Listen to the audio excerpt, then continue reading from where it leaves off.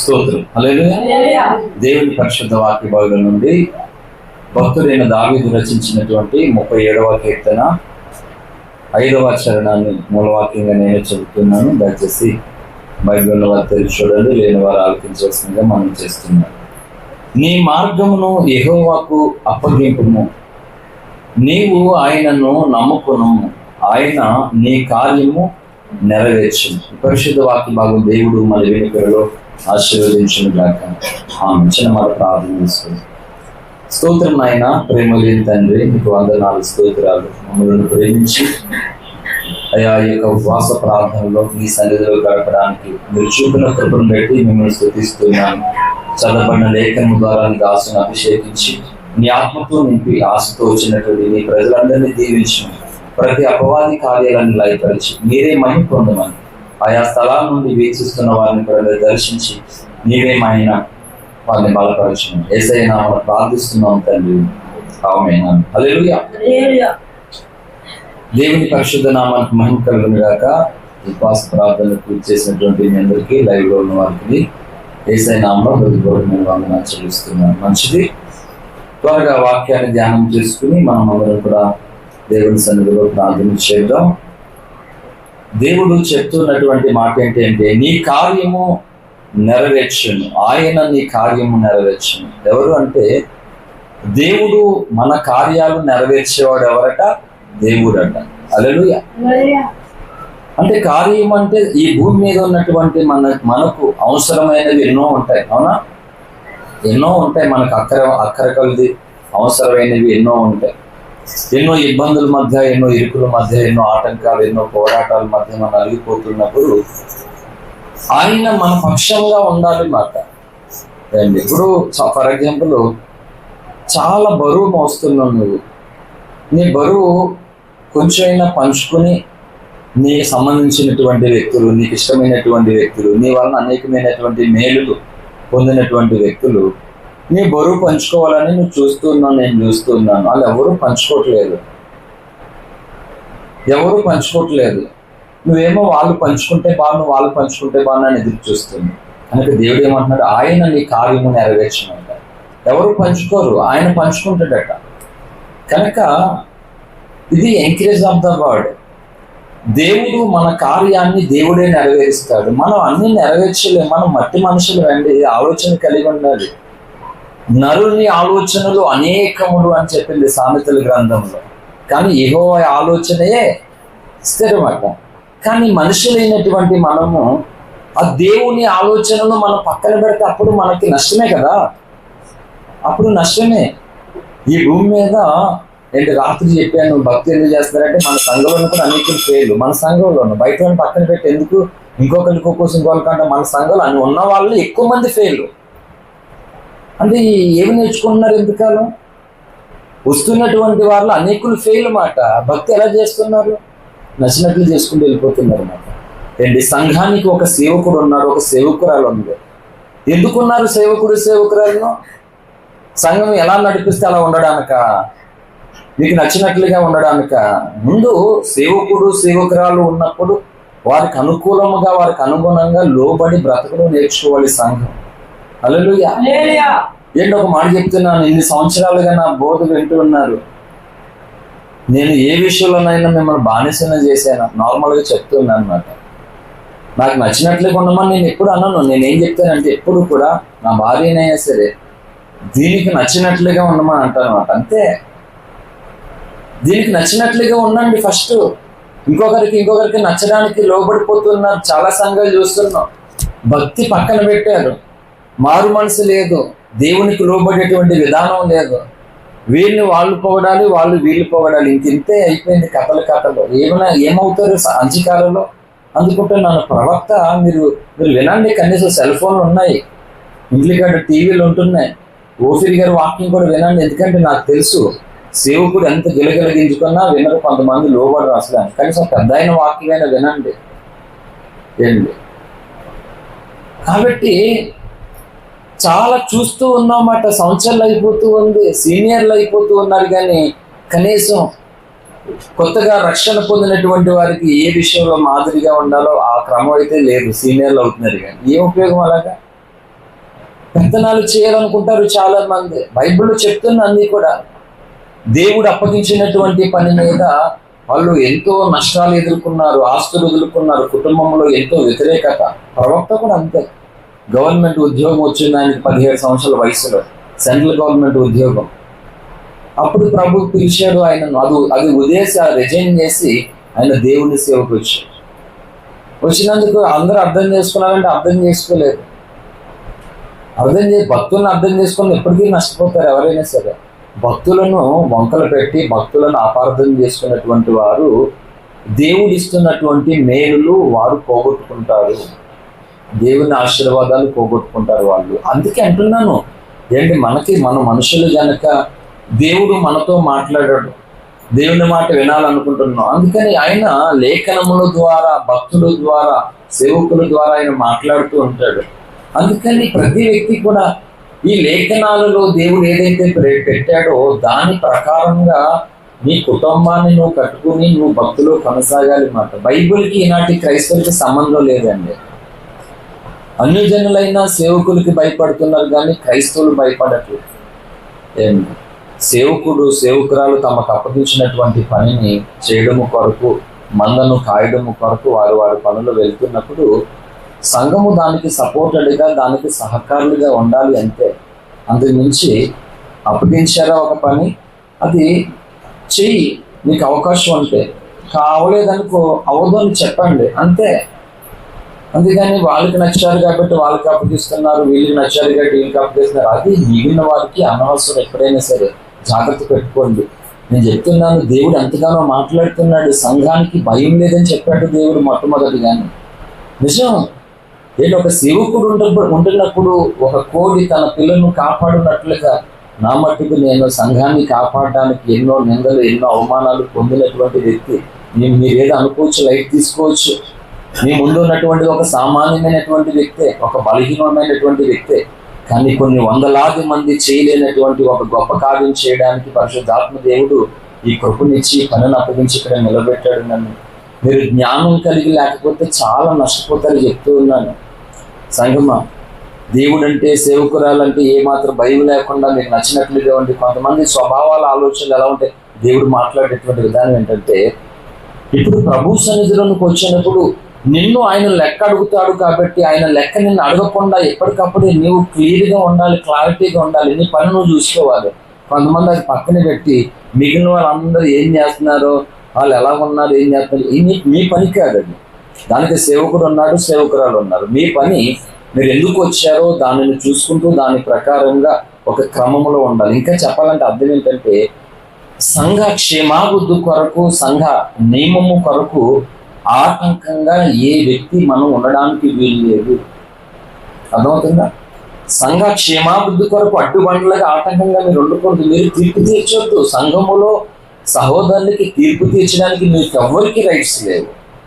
అర్థమవుతుందా? మీరు తీర్పు తీర్చొద్దు. అసలు నిన్ను గూర్చి ఆయన లెక్క అడుగుతున్నప్పుడు ఆ లెక్క చెప్పుకోవడం కొరకు నువ్వు సిద్ధపడాలంతే. కొంతమంది ఏం చేస్తున్నారు, అన్ని వీళ్ళు భక్తులు చేస్తారు పక్కకే. ఇంకా బతుకంతా అంతే. ఇంకా వాళ్ళు ఏం చేస్తున్నారు, వీళ్ళు ఏం చేస్తున్నారు, ఇంకా దృష్టి అంతా అదే. అందుకంటే నేను గుర్తుపెట్టుకోండి, ప్రారంభ ప్రార్థన మొదలుకొని ముగింపు వరకు కూడా దేవుడు ఏం చేస్తాడంటే, మన యొక్క మనసుతో, మన ఆలోచనతో ప్రభు సన్నిధిలో ప్రభు యొక్క ఆలోచనకు కనెక్ట్ అవుతున్నామా లేదా అని చూస్తారన్నమాట. దానిని బట్టి ఏం చేస్తాడంటే దేవుడు నీ తగ్గిపోతుంటే, రాలిపోతుంటే, నీకు ఇస్తున్నటువంటి దీవులన్నీ రాలిపోతూ ఉంటాయి. ఒక వీడియో క్లిప్ చూశాను నేను, పాతకాలం ఏదో సినిమా క్లిప్. అది అవసరం పెట్టి చెప్తూ ఉన్నాను. ఒక పూజారి గారు ఉంటాడు. మనకి పూజారి చాలా దారిద్ర్యతతో, చాలా శ్రమతో, చాలా బాధతో ఉంటాడు. కష్టకాలంలో పూజ చేసి తిరిగి వస్తాడు తన ఇంటికి. వస్తూ ఉన్నప్పుడు దానికి దారిలో ఒక గుడ్డివాడు కనబడతాడు. మాట కళ్ళు లేనటువంటి ఒక గుడ్డివాడు దారి నడుచుకుంటూ వెళ్తాడు మాట. ఈ పూజారి ఆ గుడ్డివాడిని చూసి, అదే కళ్ళు లేకుండా ఇతను ఎలా నడుస్తున్నాడో, నేను కొంత సమయం కళ్ళు లేకుండా ఎలా నడుస్తాను, ఎందరో నడుతానో చూద్దామని ఈ వ్యక్తి అనుకుంటాడు అన్నమాట.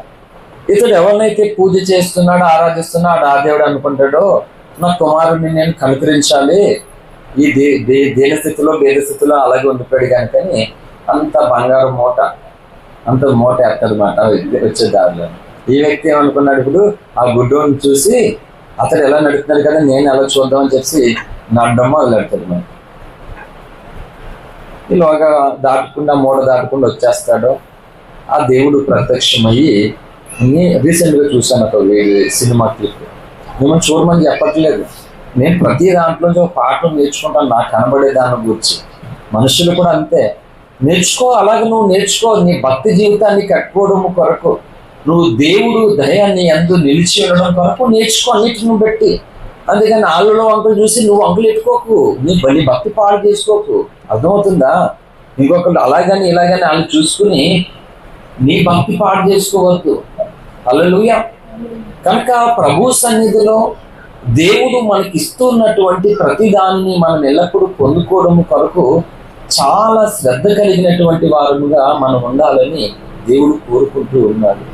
లేకపోతే ప్రభు నీకు ఇవ్వాలనుకున్నటువంటిది నీ యొక్క అవివేకం వలన, నీ అజ్ఞానం వలన అదేం చేస్తా తెలుసా, నువ్వు పోగొట్టుకుంటావు అన్నమాట. అప్పుడు ఆ దేవుడు ప్రత్యక్షమయ్యి, నేను నీ కోసం ఇచ్చాను అదిగో ఆ మూట అని చెప్పేసరికి ఈలోగా ఎవడో కారు వచ్చి తీసుకుని వెళ్ళిపోతాడు. నాది నాది నాది అంటాడు. అప్పుడు అంటాడు ఈ వ్యక్తి, నేను ఎందుకు చెప్తున్నా మీరు ఆలోచన, అందుకని పాస్టర్ గారి సినిమాల్లో చెప్తున్నాడని చెత్త మాటలు మాట్లాడతాను. హల్లెలూయా. హైదరాబాద్ మేము వర్క్ చేసేటువంటి స్థలాల్లో ప్రతి షూటింగ్ మా పక్కన చేసేవారు అన్నమాట. ప్రతి షూటింగ్ మా పక్కన చేసేవారు. వాళ్ళు చూసినప్పుడు, ఇక్కడ ఉన్నప్పుడు హీరోలు అంటే అలాగ అనుకున్నవాడు. అక్కడికి వెళ్ళిన తర్వాత కుప్పల కోలు దిగి సినిమా షూటింగ్స్ రోజు మా పక్కన చేస్తూ ఉంటే ఆ మనిషిని చూసాం అందరం. చూసినప్పుడు నేను ఏమనుకుని తెలుసా, వాళ్ళకంటే నేను చాలా గొప్ప అనుకున్నాను. ఎందుకు తెలుసా, నేను సృష్టికర్త అయినటువంటి దేవుని యొక్క కృప పొందాను, ఆయన గొప్ప రక్షణ నేను పొందాను.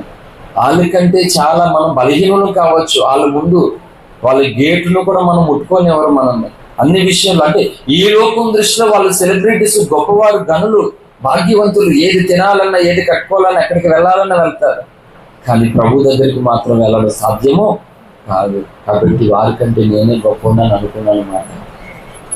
అందుకంటున్నా, నువ్వు చూసే ప్రతిదాన్ని బట్టి నీ భక్తిని దిగజార్చుకోవద్దు. నీవు దేవుడు నిన్ను వదిలిపెట్టి నిన్ను అసహించుకున్నది చేసుకోవద్దు. అందుకే చిన్న పెద్ద భేద ధనిక గొప్ప అన్ని దేవుడు ఎందుకు చూపెడతాడు, చూసి సనుకోమని కాదు, వాళ్ళ మీద అసూయపడమని కాదు. చూసుకుని నీవు వాళ్ళని చూసినప్పుడు దేవుడికి నువ్వు ఎలాగున్నావు, నువ్వు అలాగున్నావా దేవుడికి, నువ్వు ఇతరులను చూసి అసూయపడుతున్నావు. దేవుడు నిన్ను చూసినప్పుడు ఏం చేయాలనుకున్నావు చెప్పి అర్థంగా. అందుకే నేర్చుకోండి, సమయం లేదు, ఇక నేర్పించడానికి నేను సిద్ధంగా ఉన్నాను. నేర్చుకోండి దయచేసి. హల్లెలూయా. ఏంటి అనేక మందికి ఈ రోజు వాళ్ళ సేవకుల్ని కలిసి మాట్లాడడానికి కూడా బోల్డ్ మందికి అవకాశం ఉండదు తెలుసా. ఫోన్లో పాస్టర్ గారితో ఫోన్ చేసేసి మాట్లాడేసుకుని, ఏ పాస్టర్ గారి మొక్కలు చూడకుండా ఫోన్లో మాట్లాడేసి అంత సీన్ ఏం లేదు ఇప్పుడు ఉన్నటువంటి దినాల్లోనూ. పాస్టర్ గారిని కలవాలంటే నువ్వు ముందు ప్రయాణం చేసి నువ్వు వెళ్ళాలన్నమాట. ఉంటాడో ఉండదో తెలియదు అయ్యి మాట. అర్థమవుతుందా? నాకు పెళ్ళిళ్ళైనా పేరెంటాలైనా ఫోన్లోనే, మన దగ్గర కలవడాలు ఏముండవు. అయినా సరే మనం తగ్గించుకుని అన్ని చేస్తే చివరికి కౌసల్య సుప్రజ రామ పూర్వ సంధ్య ఉత్తుత్తు తే అన్నట్టుండే పరిస్థితి. అదే అలా ఉంటుంది మన పరిస్థితి చివరికి. ఏంటంటే మన ప్రేమతో ఎందుకు మళ్ళీ మన దగ్గరికి రావడం, మళ్ళీ అసలు జర్నీ చేసి శ్రమ పడడం, వాళ్ళకి ఇబ్బంది పెట్టడం ఎందుకని, అవసరం నేనే వచ్చేస్తాను అంటన్నమాట. నేను అంటే ఇలాగా చూపిస్తున్నటువంటి ప్రతిదీ కూడా ఆఫ్ చేసేది. లైవ్ పెడదాం అక్కడి నుంచి, పర్వాలేదు. ఆ బయట బలుగు స్తోత్రం. కనుక ప్రభువు మనకిస్తున్నటువంటివి మనం పొందుకోకుండా చాలా ఆటంకాలు, చాలా ఇబ్బందులు అనేటువంటివి కలుగుతూ ఉంటాయి. నేను చెప్తూ ఉన్నానంటే, ఒక భారం ఉంది లోపల. ఏ విధంగానన్నా ఈ తక్కువ సమయంలో ఈ భయంకరమైనటువంటి పోరాటాలు ఎదుర్కొంటున్నటువంటి ఈ జీవితంలో మనము ఎలాగైనా సరే ఈ బాధలు, ఈ కష్టాలు ఇక్కడ ఉన్నప్పటికీ ఆయన అనుగ్రహం, ఆయన కృపను పొందుకోవాలి. కనుక వాళ్ళు సమయం ఎందుకు పాడవడమే, పర్లేదులే ఈజీగా మనమే వెళ్ళిపోదాం, మళ్ళీ వాళ్ళందరూ ఇక్కడికి వచ్చి మాట్లాడి అన్నీ ఎందుకులని అమితమైనటువంటి ప్రేమ చేత ఏంటి. ఎందుకంటే బైబిల్ అలాగే చెప్పింది మాట. బైబిల్కి వేరుగా ఏమీ లేదు. బైబిల్ ఏదైతే ఉందో ఆ మాదిరికరణం అయినటువంటి దానిని చూపిస్తూ ఆ ప్రేమ చేతి దగ్గర అవుతున్నా. మిగతా వాళ్ళకి అలా మాట్లాడడానికి చెప్పే సోదంతా విని అంత అంత సీన్ ఏమి ఉండదు. అర్థమవుతుందా? పోగొట్టుకుంటున్నారు అలాగా ప్రేమ కలిగినటువంటి భక్తులను. ఏంటి కోల్పోతున్నారు, పోగొట్టుకుంటున్నారు చాలా మంది. హల్లెలూయా. కనుక మన జీవితంలో దేవుడిచ్చేటువంటి వాటిని మనం ఎలా పొందుకోవాలని లేఖనం చెప్తుందో మనం ధ్యానం చేద్దాం. కనుక అతడు ఏమంటాడంటే, ఎవరు పూజారి, అదేదో నువ్వు ఇచ్చేదేదో నాకివ్వచ్చు కదా, దానిలో వేయడం ఏంటి అని అంటాడు అన్నమాట. నేను నీ చేతిలో పెట్టుకున్నా, నీ దరిద్రం అలా ఉందిలే, నీ చేతిలో పెట్టుకున్నా నువ్వు పోగొట్టుకుంటావు అని చెప్పేసి ఆయన అంటాడు అన్నమాట. హల్లెలూయా. అందుకే ఎందుకు అలా జరిగింది? అతడు గుడ్డివాడు, తన జీవితం అలాగుంది, వెళ్ళిపోతున్నాడు ఆ జీవితంలో. నువ్వు మరి మంచివాడు అయినప్పుడు నువ్వు అలా నటించడం ఏంటి గుడ్డివాళ్ళలాగా? అవునా కదా? ఎందుకు? అది ఒక పాఠం నేర్పిస్తుంది. నువ్వెవరవో, నువ్వేంటో అది నువ్వు చేయాలి. ఇంకొకటి వేషం నువ్వెందుకు వేయాలి? గుడ్డివాడి వేషం నువ్వెందుకు? అది అంటారు కదా సామెత, గాడిద పని గాడిద చేయాలి, తర్వాత కుక్క పని కుక్కే చేయాలి. అర్థమవుతుందా? కుక్క అలసిపోయిందంట, కుక్క అలసిపోయి పడుకుంది. దొంగోడు వచ్చాడట సాకిలో అని ఇంటికి. వాళ్ళు బట్టలు ఎత్తుకెళ్ళిపోయినా పర్లేదు, బోల్డ్ మంది బట్టలు ఉంటాయి కదా. కుక్క అలసిపోయిందంట, మరి ఏం డ్యూటీ చేసిందో తెలదు. బరువులు మోసం గాడిదైతే మెలుగుగా దానికి నిద్ర రాలేదు. దొంగోడు వచ్చాడు, బట్టలన్నీ సర్దేస్తున్నారు. వాళ్ళకి ఏదో పెళ్లి ఏర్పడింది, మొత్తానికి ఒప్పుకున్నట్టున్నారు బట్టలకి. ఈ సాకిలో ఉన్న బట్టలు ఎత్తుకెళ్ళిపోతున్నారు అన్నమాట. అప్పుడు కుక్కలాగలేదని గాడిద తన భాషలో యజమానుని లేపుతుందంట. పాపం పొద్దుగా వెళ్ళి ఆ రేవులోకి వెళ్ళి సాకిరు చేసి అలసిపోయి ఆయన వచ్చాడు. కుక్క మరుగుతూ దొంగోడు వచ్చాడని యజమానికి అర్థమవుతుంది. ఈ గాడిద మరుగుతూ ఉంది. చూశారు సిరాకు వచ్చింది, కర్ర తీసుకుని కొట్టేశాడు. చచ్చుడుకుని దెబ్బతుంది. తెల్లారింది, గాడిద చచ్చిపోయింది, బట్టలు పోయింది. అర్థమైంది మాట. ఓహో, గాడిద నన్ను లేపిందా, నేను అనవసరంగా అని చెప్పేసి. ఎన్నో అనర్థాలు ఉంటాయి. అంటే సరైన జ్ఞానం వివేచన అనేటువంటిది లేకపోతే చాలా అనర్థాలు ఉంటాయి. అందుకే దేవుని ఒక వాక్యంతో ఆటలాడకండి ఎవరు కూడా. సంఘాలలో జనులు ఎల్లరూ వాక్యం తెలియపోయినా, చాలా సంఘాల్లో, నేను ఇతర సంఘాలను ఇక్కడ తప్పు పడతలేదు, వాక్యం తెలియపోయినా నాకు చాలా మంది తెలుసు. వాళ్ళు చాలా దైవజనులకు, సేవకురాళ్ళకు చాలా లోబడతారు, చాలా భయభక్తులతో ఉంటారు. నాకు తెలిసి మన సంఘాల్లో చాలా మందిని చూశాను క్రమం లేని వాళ్ళు. మన సంఘాలు చెప్తున్నాను అన్నమాట, రెక్లెస్గా ఉంటారన్నమాట మన వాళ్ళు. చాలా వరకు ఉన్నారు. ఎక్కువ సంఖ్య రెక్లెస్గా ఉంటారు, తక్కువ సంఖ్య ఏమో భయపడుతుంటారు. కానీ మిగిలినటువంటి స్థలాల్లో సత్యము తెలియదు, వాక్యము తెలియదు, వాళ్ళకి ఏమీ తెలియదు. వాళ్ళకి తెలిసింది అంటే, నేను మిగతా వాళ్ళ విశ్వాసుల ఇంటికి వెళ్తుంటాను, మిగతా చర్చ్ ఇంటికి వెళ్తాను, వాళ్ళకి చాలా అర్థమైందని బోల్ పాఠం నేర్చుకుంటాను నేను. వాళ్ళు దైవజనుడితో ఎంత గౌరవించాలో, ఎంత లోబడాలో, ఎలా మాట్లాడాలో చక్కగా నేను చెప్తున్నాను. మన సంఘం వాళ్ళందరూ కూడా నేర్చుకోవాలి అలాంటి వాళ్ళ దగ్గర. నేను మొహమాటపడినాను నిజం. ఎందుకంటే అదే చెప్తున్నాను, సత్యంలో ఉన్నారు కానీ ఆ సత్యానికి ఎలా మనం కనెక్ట్ అవ్వాలి, సత్యంకి ఎలా లోబడాలో, సత్యానుసారంగా ఎలా ఉండాలో, దేవుని కృపను మనం ఎలాగా పొందుకోవాలో, కాపాడుకోవాలో మనం నేర్చుకోవట్లేదు. బాధ అనిపిస్తుంది. వాళ్ళకి ఏమో సత్యం తెలియదు, అయినా అంత భయభక్తులు ఉన్నారా ఏంటి? వాక్యం తెలియదు, సత్యం తెలియదు, కానీ ఒక నియమంతో, ఒక క్రమంతో వాళ్ళు ఉంటారు. మొన్న శనివారమే, పోయిన వారం శనివారం కూడా మట్లపాల మహాలక్ష్మి అమ్మవారి గుడి దగ్గరికి తాళరేవు నుండి, మరి వాళ్ళు ఎక్కడికి వెళ్తున్నారో తెలియదు, స్త్రీలు, అమ్మాయిలు నడుచుకుంటూ, చెప్పులు లేకుండా నడుచుకుంటూ వెళ్తున్నారు. ఒక్కొక్కరు కనబడుతున్నాను. మన తర్వాత చెప్పాను. హల్లెలూయా. మన వాళ్ళకి అది చెప్తున్నాను. ఫస్ట్ ఆఫ్ ఆల్ ఒకటి, దేవుడు ఏం చెప్పాడు తెలుసా? నా పాయింట్ ఏంటంటే, ఆయన నీ కార్యం నెరవేరుస్తాడట. ఎవరు? దేవుడు. అంటే నీకు ఎన్నో అక్కరలు, ఎన్నో కొదులు, ఎన్నో ఇబ్బందులు నీ వల్ల కావడం లేదా, అవేమి కూడా నెరవేర్చుకోవడం. కోరికలైతే బోలున్నాయి, తీర్చుకోవడం. మన ఇంట్లో వాళ్ళే మన మాట వినరు. ఎలా తీరితే చెప్పండి? ఇంట్లో వాళ్ళు వింటారా మాట? ఫస్ట్ ఇంట్లో వాళ్ళే అడ్డుబండ్లు, ఇంట్లో వాళ్ళే ఆటంకాలు, పక్కన వాళ్ళు పక్కన పెడితేనే. మరి అలాంటినప్పుడు నువ్వు అనుకున్నటువంటి కార్యాలు ఏమో బోల్డ్ అని ఉన్నాయి. ఎవరు నెరవేరుతారు? ఎలా నెరవేరుతారు? ఎవరు వినేవాళ్ళు లేరు, మాట వినేవాళ్ళు లేరు. ఎలా నెరవేరుతాయి అన్నీ చెప్పండి?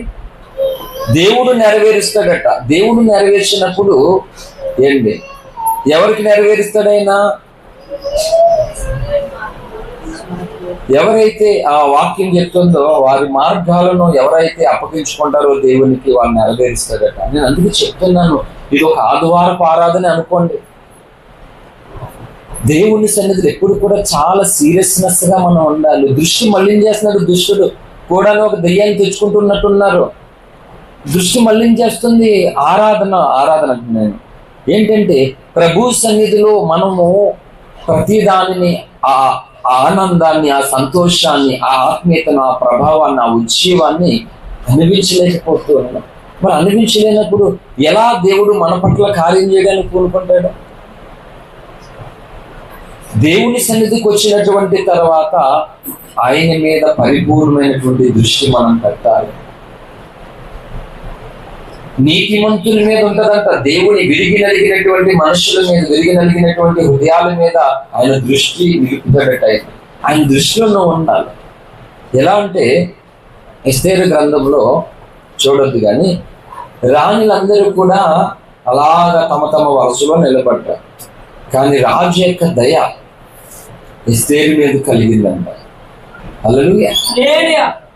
అందువల్ల సుజాను కోటలో తన చెలికత్తులతో పాటు ఒక ఉన్నతమైనటువంటి స్థానంలో ఆ రాజు ఆమెను పెట్టడం జరిగింది. హల్లెలూయా. ముందు రాజు దయ ఆమె మీద పడక మునుపు దేవుని దయ, దేవుని దృష్టి ఆమె మీద. వినండి, ఇలా చూడండి, చూడండి. దేవుని దృష్టి, దేవుని దయ ఆమె మీద కలిగింది, ఎస్తేరు మీద. ఆత్మదేవుడు తేటగా చెప్తున్నాడు, దయచేసి ప్రసంగాలు వినడం నేర్చుకోండి దయచేసి. చాలా నష్టపోతున్నారు మన స్థానిక సంఘం వాళ్ళు. రాత్రి కూడా చాలా విలువైన సంగతులు చెప్పాను. చాలా మంది లేరు, కొద్దిమంది ఉన్నారు. కనీసం జాగ్రత్తగా ఏం వింటున్నావో దాని మీద దృష్టి పెట్టండి. బయటి సంఘాలలో కనీసం మీరు వింటున్నటువంటి వాక్యంలో దశమభాగలాగా 100%లో 10% వాళ్ళు అంటే మీకంటే అత్యధికమైన భక్తి చేస్తారు వాళ్ళు. నేను చెప్తున్నాను, సిగ్గుపడండి మీరు ఇలా అంటున్నందుకు. సేవకుడు చనుక్కుంటారా, లెక్కలోకి వెళ్తారు. ఖచ్చితంగా సిగ్గుపడాలి. ఖచ్చితంగా సేవకుడు ఇలా మాట్లాడుతున్నాడంటే మీకంటే కూడా ఇంకా ఎక్కువగా దేవుణ్ణి ప్రేమిస్తారు, ఇంకా ఎక్కువ ఆత్మీయత కలిగి ఉంటారు అన్నమాట. 10% ప్రసంగాలు వింటే, మన అగాపి వాళ్ళు వింటున్నటువంటి ప్రసంగాలు కంటే ఒక 10% ప్రసంగాలు మిగిలినటువంటి వారు విన్నా సరే, వాళ్ళు నిజంగా ఇంకా పరిశుద్ధత కలిగి, ఇంకా దేవుని శక్తి కలిగి, ఇంకా రోషం కలిగిన వాళ్ళు అయిపోతారు. నిర్లక్ష్యం, ఏ భయం లేదు, ఏమీ లేదు అసలు. ఆ మొత్తానికి అంటే ఏమైపోతున్నారండి? ఎలా నెరవేరుస్తాడు దేవుడు మన కార్యాలు? వెళ్ళిపోతూ ఉన్నాయి. ఇదేంటి, దేవుడు చాలా స్పష్టంగా మాట్లాడుతున్నాడు. ప్రార్థన చేస్తున్నా, ప్రభు మాట్లాడుతున్నాడు. నేను ప్రతి కుటుంబం, ప్రతి వ్యక్తి కోసం మాట్లాడుతూ రేపు ప్రభు దగ్గర పెడుతుంటాను అన్నమాట. ప్రభు మాట్లాడుతున్నాడు. నేను చేయడానికి వారే అడ్డుబండలుగా ఉన్నారు అంటున్నాడు ప్రభు వారు. అందుకంటున్నాను, ప్రభా నువ్వు చేయాలనుకున్నటువంటి కార్యానికి నేను ఆటంకంగా ఉండకూడదు ప్రభా. నా ఇంట్లో ఏ ఒక్కరు ఆటంకంగా ఉండకూడదు అని ఈ ప్రార్థన ఉండాలి. ఏదో ఒకదంపుడు ప్రార్థన చేసుకుంటూ వెళ్ళిపోతున్నారు. ఏదండి, సంఘములో అగాపే ప్రేమను కలిగిన వారు ఎంతమంది ఉన్నారని ప్రవక్త వచ్చి అడిగితే ఎంతమంది చూపించగలరు? ఇంకా మిగిలిన వాళ్ళ మీదకి వెళ్ళిపోతుంది ఫోకస్ అంతా, దృష్టి అంతా మిగిలిన వాళ్ళు. ఇంకా ఏ కూడికైనా, ఏ కూటమైనా, ఏ ప్రార్థన అయినా పక్కన వాళ్ళు ఎందుకండి? అంటే నేను అనేది ఏంటంటే, చూసామని అది చూడడం కాదు, ఎవరైనా చూస్తారు, చూడడం కాదు. కాన్సన్ట్రేషన్ అంతా కూడా ఇంకొకరు దాని మీదకి పెట్టొద్దు అసలు. నీ భక్తి చేయడం కొరకు నువ్వు ఎలా ఉన్నావు చూసుకో. ఒకవేళ నీ పక్కన వాళ్ళు సరైనటువంటి భక్తి చేయడం లేదా నీకు కనబడిన ఏడ్చు వాళ్ళ కోసం. ప్రభా ఎలాంటి సేవకుడి దగ్గరకు రావాలో, ఎలాంటి సంఘంలోనికి రావాలో అక్కడికి వచ్చి కూడా నిర్లక్ష్యంగా ఉంటున్నారు ప్రభా. నిర్లక్ష్యంగా ఉంటున్నారు, పోగొట్టుకుంటున్నారు, విలువైన వాక్యాన్ని పోగొట్టుకుంటున్నారు ప్రభా. ఏడవాలే, అప్పుడు డబుల్ ఆశీర్వాదం వస్తుంది నీకు. హల్లెలూయా. డబుల్ వస్తుందా కదా? డబుల్ వస్తుంది. బైబిల్లో లేఖనాలు ఉన్నాయి. తలాంతులు కదా ఫర్ ఎగ్జాంపుల్, నేను ఏది చెప్పినా బైబిల్లోనే చెప్తాను. మిగతాదంతా నాకు అవసరం లేదు. అది బైబిల్కే ముందు. మిగిలినటువంటిది ఏంటంటే జస్ట్ మీకు అది ఆ దృశ్యాన్ని జ్ఞాపకం చేయండి. నువ్వు సినిమా కోసం చెప్తే కళ్ళు అంత చక్కగా నిలబడి ఒక్కొక్కరి వాకింగ్ అని చెప్పేసరికి సూర్యుడు ఆగిపోయి వెళ్తున్నట్టుంది. హల్లెలూయా. తలాంతుల కథలో ఒకరికి 5, ఒకరికి 2, ఒకటి ఇచ్చాడట. దేవుడు అలాగిస్తాడు. అందరికి సమానంగా ఇవ్వడు దేవుడు. పిచ్చి మాటలు మాట్లాడకండి, అర్థమవుతుందా? సమానంగా ఇవ్వడు. అయినా ఎలా ఇస్తాడు సమానంగా? దేవుణ్ణి ప్రేమించే వారికి ఒక అధికారం ఇస్తాడు. మోకాలు నీ ప్రార్థనలు ఆత్మీయత కలిగినటువంటి వారికి ఘనతలు అనగా అయ్యే వస్తాయి, కక్కుతు పడకల్లా దాని కొరకు. హల్లెలూయా. అర్థమవుతుందా? నువ్వు దేవుని మనసుని ఎదిగి దేవుని కార్యము జరగడం కొరకు నువ్వు నిందలేయించుకునే మనసులోకి వెళ్ళు. గాయాలు పొందు దేవుని కొరకు. దేవుడు అడుగుతాడు రేపు పొద్దుట, నా కొరకు నువ్వు ఎన్ని గాయాలు పొందావు అని అడుగుతాడు అందరిని. తెలుసా మీకు ఆ సంగతి? వినండి, ఇలా నన్ను చూడండి. ఎన్ని గాయాలు పొందావు నా కొరకు అని అడుగుతాడు దేవుడు. చెప్పగలరా మీరు? నీ కొరకు ఇన్ని గాయాలు పొందానని ఎంతమంది చెప్పగలరా? నేను ఒక మాట చెప్తున్నాను, రక్షణ పొందాం కదా, ఇంతకాలం అవుతుంది కదా, ఎంతమందిని రక్షణలో నడిపించాలి చెప్పండి, మీ మనసుతో మీరు చెప్పుకోండి. పోనీ యేసయ్య కొరకు ఎంతమందికి చెప్పుకోను ఏమన్నాను? ముందు అదే చెప్తున్నాను. చెప్పే రైట్స్ ఎలా పోగొట్టుకోండి తెలుసా? ఎదుటి వారిని ప్రేమించేటువంటి తత్వం, మనసు, గుణం లేకపోతే చెప్పలేరు. ఎవరంటారు? నువ్వు చెప్పేస్తే ఎవరు విన్నారు? ప్రేమించే వాళ్ళని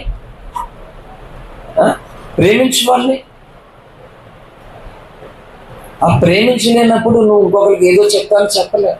ఎంతమందికి యేసయ్య కోసం ఇతరులకు స్వార్థ చెప్తున్నారు. అసలు నీ అకౌంట్లో నీ అంతటి నువ్వు ఇతరులకి యేసయ్య కోసం చెప్పి వాళ్ళు చిరాకు పడుతున్నా, నీతో మాట్లాడడానికి ఇష్టం లేకపోయినా సరే, అలాగైనా సరే నువ్వు చెప్పి వాళ్ళు దేవుడి కోసం మాట్లాడి చెప్పి అలాంటి వాళ్ళు ఎంతమందిని ప్రభు దగ్గరికి నడిపించావు, రక్షణ పొందేది చేశారు. ఈరోజు సత్యంలో ఉన్నాం కదా, ఎంతమందికి ఇతర సంఘానికి వెళ్తున్నటువంటి వారికి ఇది సత్యము అని ఎంతమంది చూపించారు? చెప్పలేరు మన వాళ్ళు. ఎందుకో తెలుసా? ఆ సత్యం యొక్క క్రమం నీలో ఉంటే చెప్పగలిగితే, మాట నీలో లేనప్పుడు వాళ్ళు ఏం వినరు. ఒక సేవకుడికి ఒక రోజు కొంత కష్టకాలంలో ఇబ్బందిలో ఉంటే కొంతమంది వెళ్ళాం, ఏదో చేతనైన సహాయం చేద్దామని చెప్పేసి వెళ్ళాం మాట. వెళ్తే మన సహోదరులు ఒక సహోదరు లేసి, నేను అక్కడ ఉన్నాను, నువ్వు ఫ్రీగా యుగాంతం గ్రంథం చెప్తే నీ బోల్ సంగతులు తెలిసిపోతే, నీకు అది తెలిసిపోద్ది, ఇది తెలిసిపోద్ది, అలాగని మాట్లాడేస్తున్నాను. ఆయన అన్నాడు యథార్థంగా, ఏమని చేసిందని అంటే, నువ్వు సంఘానికి ఉపవాస ప్రార్థనకి వెళ్తావా రెగ్యులర్గా అడిగాడు ఆయన. నువ్వు దశంభాగం ఇస్తావా అని అన్నాళ్ళకైనా అడిగాను. నువ్వు పరిచర్యలో పాలు పంపులు పొందుతావా, దేవుని సంఘంలో పని చేస్తావా నువ్వు అని అడిగాడు. సిగ్గుతో తలదించుకున్నాడు. నా దగ్గర అలాంటి వాళ్ళు 3 మంది ఉన్నారు అన్నాడు. ఎవరి సిగ్గు? నాకు సిగ్గు కదా. అందుకంటున్నాను, మన వాళ్ళు సత్యం చెప్పట్లేదు ఇతరులకి. ఏం చెప్తున్నారు? సత్యం మొత్తం మీరు నేర్చుకుంటే కదా సత్యము అర్థమవుతుంది. ఎలా చెప్తున్నారు సత్యం ఇతరులకి? వీళ్ళు ఏ క్రమం ఉంది? నడుచుకుంటూ వెళ్ళిపోతున్నారు, కారు తాళరావు అన్న మందిరాలకి నడుచుకుంటూ వెళ్ళిపోతున్నాను. చిన్నప్పటి నుంచి వస్తున్నాను నేను. ఏం తెలియదు వాక్యాలకి. తెలియకపోయినందువలన దేవుడు ఏమన్నాడు? వారికి తెలిసింది కొద్దిగా. ఏంటి తెలుసా? నేను నిజమైన దేవుడిని నమ్మాను. హల్లెలూయా. దేవుని కొరకు ఒక సేవకుడు ఉన్నాడు సంఘంలో. అతను మంచోడు చెడ్డోడు నాకు తెలియదు, దేవుడు చూసుకుంటాడు. నా మట్టికైతే అక్కడ వింటున్నటువంటి ఆ మాటను బట్టి నేను విశ్వాసిని, నేను దేవుని యొక్క సంఘంలో సభ్యురాలిని, నా మట్టుకు నేను ఎలా ఉండాలో, ఎలా బ్రతకాలో ఇది మాట నేర్చుకున్నారు వాళ్ళు. సిగ్గానే ఏదో రోజు దేవుని అనుగ్రహం, దేవుని కృప వస్తుంది వాళ్ళ మీదకి. చక్కగా ఒక్కసారి ఆయన సర్వశక్తిలోకి వచ్చేస్తారు మాట. అందుకే ప్రవక్త చెప్పాడు, నేను ఆనంద భారతి గ్రౌండ్లో నేను కొత్తగా రక్షణ పొందినటువంటి దినాల్లో 2008లో ఫ్యామిలీ ప్రేయర్ పగలు మీటింగ్లో మాట, నైట్ బహిరంగ సభ మాట. ఆ సభలో చచ్చిపోదామని 3 రోజులు ఉపవాసం ఉంది అనుకున్న సమయంలో నాకు ఆపరేషన్ అయ్యి 6 సంవత్సరాల తర్వాత రోగం బయట పడిన తర్వాత చచ్చిపోదామని ఉపవాసం ఉండి ఏంటి అంటే ఆత్మహత్య చేసుకుని ఉపవాసం చచ్చిపోతే తప్పు కాదని నాకు తెలియదు, తప్పని అంతే, నాకేమీ తెలియదు. బైబిల్ దేవుడు అన్నాం. అలాంటి సమయంలో ఆ ప్రార్థనకు అక్కడికి వెళ్ళినప్పుడు ఆ దీర్ఘాయుష్మాన్ భవ అనే పుస్తకాన్ని దేవుడు నాకు ఇవ్వడం, చదవడం నాకు అద్భుతంగా దేవుడు జరిగించాడు. అందుకంటే భౌతికమైనటువంటి స్వస్థత జరగక మునుపు ఆత్మీయ స్వస్థత కలగాలి ప్రతి ఒక్కరికి సంఘంలో. ఆత్మీయ స్వస్థత కలగకపోతే, ఆత్మీయ స్వస్థత అంటే అర్థం ఏంటి? వాక్యం వినబుద్ధి కాదు. ఇప్పుడు అందరికి ఏం కావాలి? ఆత్మీయ స్వస్థత కలగాలి. దేవునికి లోబడే మనిషి లేదు, ఆత్మీయ లోబడేటువంటి స్వస్థత కలగాలి. స్వస్థత అంటే రోగం అనేది కాదు అర్థం. బైబిల్ చెప్పింది నిన్ను స్వస్థపరచు యెహోవాను నేనంటే ఏదో బలహీనత, ఏదో అనారోగ్యం ఉంది దాని నుండి విడుదల అనుకుంటున్నారు చాలా మంది తెక్కలోళ్ళు వీళ్ళందరూ కూడా. అదేమి కాదు, అది మాత్రమే కాదు. నీవు దేవునికి అవిధేయుడిగా, అవిధేయురాలుగా అయిపోవడానికి నీలో ఏదైతే కఠినత్వముతో అడ్డుబండగా ఆటంకం ఉందో దాని నుండి విడుదల పొందడం అని అర్థం. హల్లెలూయా. ఇప్పుడు క్రైస్తవ సంఘాలలో స్వస్థతలు అద్భుతాలు పొందిన వాళ్ళు కుప్పలు కలిగి మంది ఉన్నారు. వాళ్ళకి ఆత్మీయ స్వస్థత లేదు. ఆత్మీయ స్వస్థత లేదు కాబట్టి చాలా మంది రెక్లెస్ గా ఉంటారు. దేవుని సంఘ నియమాన్ని, సంఘ క్రమాన్ని వాళ్ళు పాడు చేస్తుంటారు అన్నమాట. అడ్డుబండులుగా ఉంటారు అన్నమాట. దైవజనురాలని దూషిస్తూ ఉంటారు అన్నమాట. వీళ్ళు అసలు భయం లేదు. అసలు దావీదు ఎలా పెరిగాడండి? దావీదును చంపడానికే తరుగుతూ ఉన్నాడు, తిరిగి చంపలేదు దావీదు. అందుకనే వాళ్ళు అంత గొప్ప వాళ్ళు అయ్యారు. గొర్రెలు కాసుకున్న ఏంటి, ఎవరు పైనుంచి ఊరిపడలేదు. గొర్రెలు కాసుకుంటూ అడవులోనే ఉండిపోయింది తన జీవితం అంతా. అటువంటి స్థితితో ఏంటి, తన మనస్సును తన ఆలోచనను ఎరిగినటువంటి దేవుడు, అంత గొప్ప మనసు కలిగినటువంటి వ్యక్తిని ఎక్కడెక్కడ మారుమూలను ఉంచాడు దేవుడు. అర్థమవుతుందా? అందరి ముందు తీసి ఊరేగిస్తాడనమాట. వాళ్ళు అన్నలే సనుక్కున్నారు, ఇసుకున్నారు దావీదుని చూసి, సిగ్గుతో తలదించుకున్నారు. ఇప్పుడు అర్థమవుతుందా దేవుడు అలా చేస్తాడో? మనం చిన్నోళ్ళు అని, సరైనటువంటి ఆర్థికమైన వనరులు మనకు లేవని, గొప్ప డబ్బు బలము ఆరోగ్యాలు మనకు లేవని యానం చేస్తూ ఉంటే దేవుడు చూస్తాడు. ఫస్ట్ ప్రభా నువ్వు చూడ, అది కాదు, నువ్వు అలా ఎంచబడుతూ కూడా ఎలా భక్తి చేస్తున్నావో దేవుడు అది చూపెడదాం అనుకుంటాడు ఇతరులకి. హల్లెలూయా. నన్ను విమర్శించే నాకంటే ప్రార్థనా పరులు కాదు. తెలుసా మీకు ఆ సంగతి? తెలుసా? నాకంటే గొప్పగా యేసయ్యను ప్రేమించారు, నన్ను విమర్శించే వాళ్ళ. సంఘాన్ని నాకంటే ఎక్కువ ప్రేమించలేదు, నన్ను విమర్శించే వాళ్ళ. చేత కదా వాళ్ళు బ్రతుకు కాలంలో అన్నాడు. అంత సవాలుగా ఉన్నాడు, అంత సామాన్యం. అది ఏమన్నానే ఈజీ అనుకుంటున్నారు మాట. ఏడేటి రోగమే కదా, అది కదా ఇదే అనుకున్నారు. రోగమే. మోకాలుని ప్రార్థన చేయడం పరిశుద్ధాత్మ దేవుడు నేర్పించాడు. హల్లెలూయా. వాక్యాలు వినడం మాత్రమే కాదు, ఆ వాక్యాలు హృదయంలోనికి వస్తే ఏంటి, విత్తనాలు తెచ్చుకున్న సంతలోకి వెళ్ళి తెచ్చుకున్నప్పుడు విత్తనాలు అలాగే ఉన్నాయి. అవి భూమిలోకి వేసిన తర్వాత విత్తనాల యొక్క ఫలాలు అవి కనబడతాయి అన్నమాట. వాక్యాలు వింటున్నారు సంఘం, గొప్ప గొప్ప వాక్యాలు వింటున్నారు, ప్రతి నెల సాక్ష్యాలు వింటున్నారు. ఏం ఉపయోగం? మూతి మాత్రం మామిడికాయలాగా వంకర మూతి, అలాగే అదే దేవుడిగా పేరెట్టమన్నా. అలాగే అలా మూతులు అలాగే వెళ్ళిపోతున్నాయి పక్కకి. ఏం తిప్పుకుంటున్నారో తిప్పులాళ్ళు. క్రైస్తవులు అండి నేను చెప్పేది, అన్ని సమాజాన్ని గురించి. నిజంగా వాళ్ళని ఏం అనకూడదండి, ఎందుకంటే వాళ్ళకి తెలియకపోయినా వారెంతో నిష్ఠ కలిగి, ఎంతో భారము కలిగి భక్తి చేస్తున్నారు అన్నమాట. వారిని విమర్శించడం క్రైస్తవులు ఎవరికి అధికారం, హక్కు లేనే లేదు. అసలు మనం నష్టపోతున్నాం. దేవుని ఆలోచన, దేవుని దయ మన మీద ఎలా ఉంటుంది, ఎలా ఉండాలనే దాని మీద కాన్సెప్ట్ లేదు అసలు. వాక్యాలు వినిమట్టిగా వింటున్నారు కానీ మళ్ళీ అంతే దులిపేసుకుని వెళ్ళిపోతూ ఉన్నారు. పాడైపోతున్నాం మనం. అర్థమవుతుందా? మనం సిగ్గుపడాలి నిజంగానే. ఆయనేమో వయసు అయిపోయి పెద్ద అయిన 2 సార్లు క్యాన్సర్లతో 5.5 కోట్ల అప్పుతోటి 5 సార్లు విషం పెట్టారు, మంత్రప్రయోగాలు చేశారు, పెద్ద పెద్ద కర్రలతో మొత్తం తలంతా బాడీ అంతా నుజ్జుగా కొట్టేశారు, చంపేసేలాగా చేశారు. రక్తం అడుగులో చచ్చిపోయాడని చూసుకొని వదిలేసి వెళ్ళిపోయారు నడిగోటి మీద. 12 అడుగులు ఎత్తైనటువంటి దాని నుంచి కిందకు తోసేశారు. ఏం తెలుసు మీకు? నాయకుడు ప్రవక్త ఓఫీర్ గారు ఎన్ని పడ్డాడు క్రీస్తు కొరకు లేదు పోరాటం జనులదే. వ్యర్థమైనటువంటి పోరాటాలు అనుసేపంగా అదే జీవితం అంతా అయిపోతుంది మన బ్రతుకుల్లోనూ. ఉపయోగం లేదు, దానివల్ల రాకడ సమీపిస్తుందండి. దేవుడు అడుగుతాడు రేపు పొద్దుట, నా కొరకు ఎన్ని గాయాలు, అది కదా ట్రాఫిక్, నా కొరకు ఏమైనా గాయాలు పొందావా నువ్వు అని అడుగుతాడు. ఏం చెప్తావు అప్పుడు చెప్పు? ఏం పొందో? దావీదుని అడిగితే ఏం చెప్పడం చెప్తాడు. ఎలా పొందో చెప్పు అని అడిగితే ఏం చెప్తాడు దావీదు? నేనేదో మా అన్నగారికి మా నాన్నగారు జనులు అల్లుగడ్డ ఇమ్మని వస్తే ఇమ్మన్నాడు, నేను వచ్చాను యేసయ్య. నేను వస్తే నాకు ఒక మాట వినపడింది. ఏ మాట అంటది? జీవం కలిగిన దేవుణ్ణి తిరస్కరిస్తున్నాడు, సున్నత లేని పిలుస్తాడు, ఇశ్రాయేలు దేవుణ్ణి దూషిస్తూ ఉన్నాడు. నాకు చాలా బాధ కలిగింది. అప్పుడు నేనేం చేశానంటే వాడి బలాన్ని నేను లెక్క చేయలేదు. ఇలాంటి పరిస్థితుల్లో నేను బ్రతకడం కంటే చావడమే మేలు అనుకున్నాను. తనకి ఉత్తినే చచ్చిపోవడం ఇష్టం లేదు. అదేదో వాడిని చంపాలి, లేకపోతే నేనన్నా చంపాలి, ఈ మాటలు నేను వినలేను అనుకుని తెగించి వెళ్ళనేసే యుద్ధానికి. ఆ నిజంలో యుద్ధంలో నాకు నువ్వే ఇచ్చే విజయం, నాకు తెలుసు నువ్వే ఇచ్చావు. కానీ శత్రువుని చెప్పిన శత్రువు నా చేతిలో సంహరించబడ్డాడు, నువ్వు విజయం ఇచ్చావు. కానీ నువ్వు ఏర్పరచుకున్నావే రాజు, ఈ రాజు నన్ను ఉత్తిని తరివేడు తెలుసా? నిజం చెప్తున్నాను, సౌలు భయంకరంగా ఏడిపించాడు. ఇతరులను ఏడిపించకండి దయచేసి.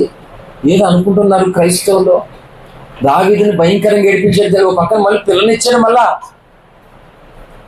మామూలుగా ఏడిపించలేదు. చాలా మంది ఏదో అనుకుంటున్నారు, వీళ్ళు స్వార్థాలకి వీళ్ళ అక్కర్లకి ఇష్టం వచ్చినట్లు వాడేసుకుంటున్నారు, మొత్తానికి ఏడిపిస్తున్నారు, వాళ్ళని రకరకాలుగా ఏడిపిస్తున్నారు, కుంగిపోయేది చేస్తున్నారు. ఊరుకోడు దేవుడు అసలు. ఏంటి, మనం ఒక క్రమాన్ని, ఒక క్రమశిక్షణ అనేది మనం నేర్చుకోవాలి. ఒక వ్యక్తిని నువ్వు నిష్కారణంగా ఏడిపిస్తుంటే ఊరుకుంటాడు దేవుడు? ఊరుకోడు అసలు. 100 రెట్లు పడతావు ఈ భూమి మీద, పక్క చచ్చిపోయిన తర్వాత కాదు, ఇదే భూమి మీద 100 రెట్లు పడతావు, నార్మల్గా కాదు అసలు. ఏదో అంటారు కదా భాషలో, తెలుగు భాషలోను, ఉసురు అని. ఏమిటి ఉసురు? దేవుని దయను, దేవుని కృపను పోగొట్టుకోవడం అసలైనటువంటి ఉసురు. ఇంకా అది పోగొట్టుకోవడం వల్ల భక్తి ఏమైనా చేయగలుగుతాం మనం? అందుకే అంటున్నాను, అన్ని మేలు చేస్తే దేవుని ప్రజల కొరకు సౌలు నిష్కారణంగా దావీదును తరుముతున్నాడు, వదలలేదు అసలు. కూతుర్ని పెళ్లి చేసి ఇచ్చాడు, పెళ్లి చేసుకున్నాడు, ఆ కూతుర్ని తీసుకుని ఇంకొకరికి ఇచ్చేసాడు. మళ్ళా మామూలుగా హింసించలేదు దావీదుని, మామూలుగా ఏడిపించలేదు, పరువు తీశాడు, అవమానించాడు, చంపేయడానికి నిద్రాహారం లేకుండా అడవుల్లోకి, కొండల్లోకి పారిపోయాడు. అంటే దావీదు తక్కువ హింసలు పడలేదు. అందుకే ఈనాటి అటువంటి వంకర బుద్ధు, వంకర ఆలోచన కలిగినటువంటి వారు ఏంటి, ప్రార్థనా పరుల్ని ఏడిపిస్తూ ఉంటారు, దేవుణ్ణి ప్రేమించే వాళ్ళని ఏడిపిస్తూ ఉంటారు. అందుకే అంటున్నాను, ఏంటి, సినిమాలు చూస్తాం, మనకు బాగా అలవాటు కదా. సినిమాలో హీరోల్ని ఇలా ఏం చేస్తారో, దొంగ సాక్ష్యాలు పెడతారు, కోర్టులో జైలు తీసుకునేస్తారు, శుభ్రంగానే హాస్పిటల్ ఎక్కిస్తుంటే వాళ్ళు రక్తం బాటిల్ కింద పాడిచేస్తారు కదా. చాలా మొత్తం భయంకరంగా చేసేస్తారు అన్నమాట.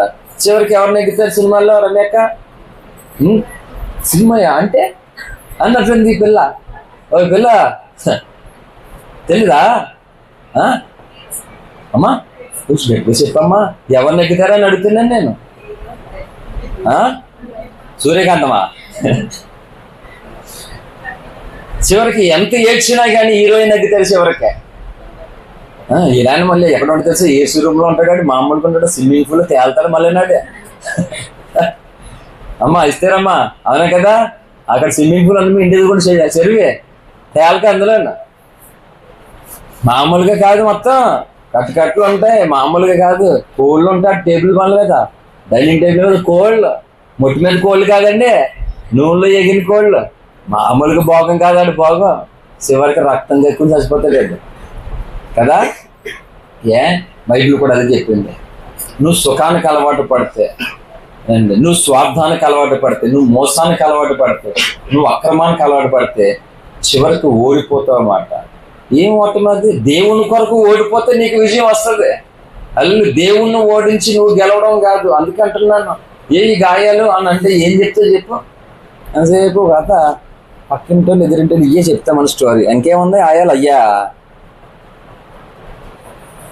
యేసయ్యను నువ్వు నమ్ముకున్నావని, యేసయ్యను నువ్వు యథార్థంగా ప్రేమిస్తున్నావని, నువ్వు సత్య సంబంధమని ఎవరు ద్వేషిస్తున్నారు నిన్ను? ఎంతమంది ద్వేషిస్తున్నారు నన్ను? చాలా మంది ఏం చేసేది తెలుసా, వాళ్ళకి నచ్చినట్లుగా ఉండమని వారి గ్రిప్లో అనమాట. నన్ను వాళ్ళకి నచ్చినట్లుగా. అదే ప్రాబ్లం అంతటి. ఎక్కడ ఉన్నా ఎవరితోటి కూడా నాలుగు నచ్చినట్లు ఇంపాసిబుల్ మాట. ఒఫిరి గారు చెప్పాను కదా, అలా ఆనంద భారతి గ్రౌండ్లో ఆయన చెప్తూ అన్నారు, అగాపేలో నుండి వినండి, అగాపేలో నుండి అనేకులు బయటికి వెళ్ళిపోతారు అని చెప్పాడు ఆయన. 18 సంవత్సరాలు 19 సంవత్సరాలు అవుతుంది ఆ మాట చెప్పి. అగాపేలో నుండి అనేకులు బయటికి వెళ్ళిపోతారంట. నేను అనుకున్నప్పుడు నాకు తెలియదు ఎందుకు వెళ్ళిపోతారు బయటికి. అమ్మో, యేసయ్య దొరికాడు, ప్రవక్త ఎత్తాడు, బయటికి వెళ్ళిపోవడం ఏంటి, నష్టపోతాం బయటికి వెళ్ళిపోతాయని.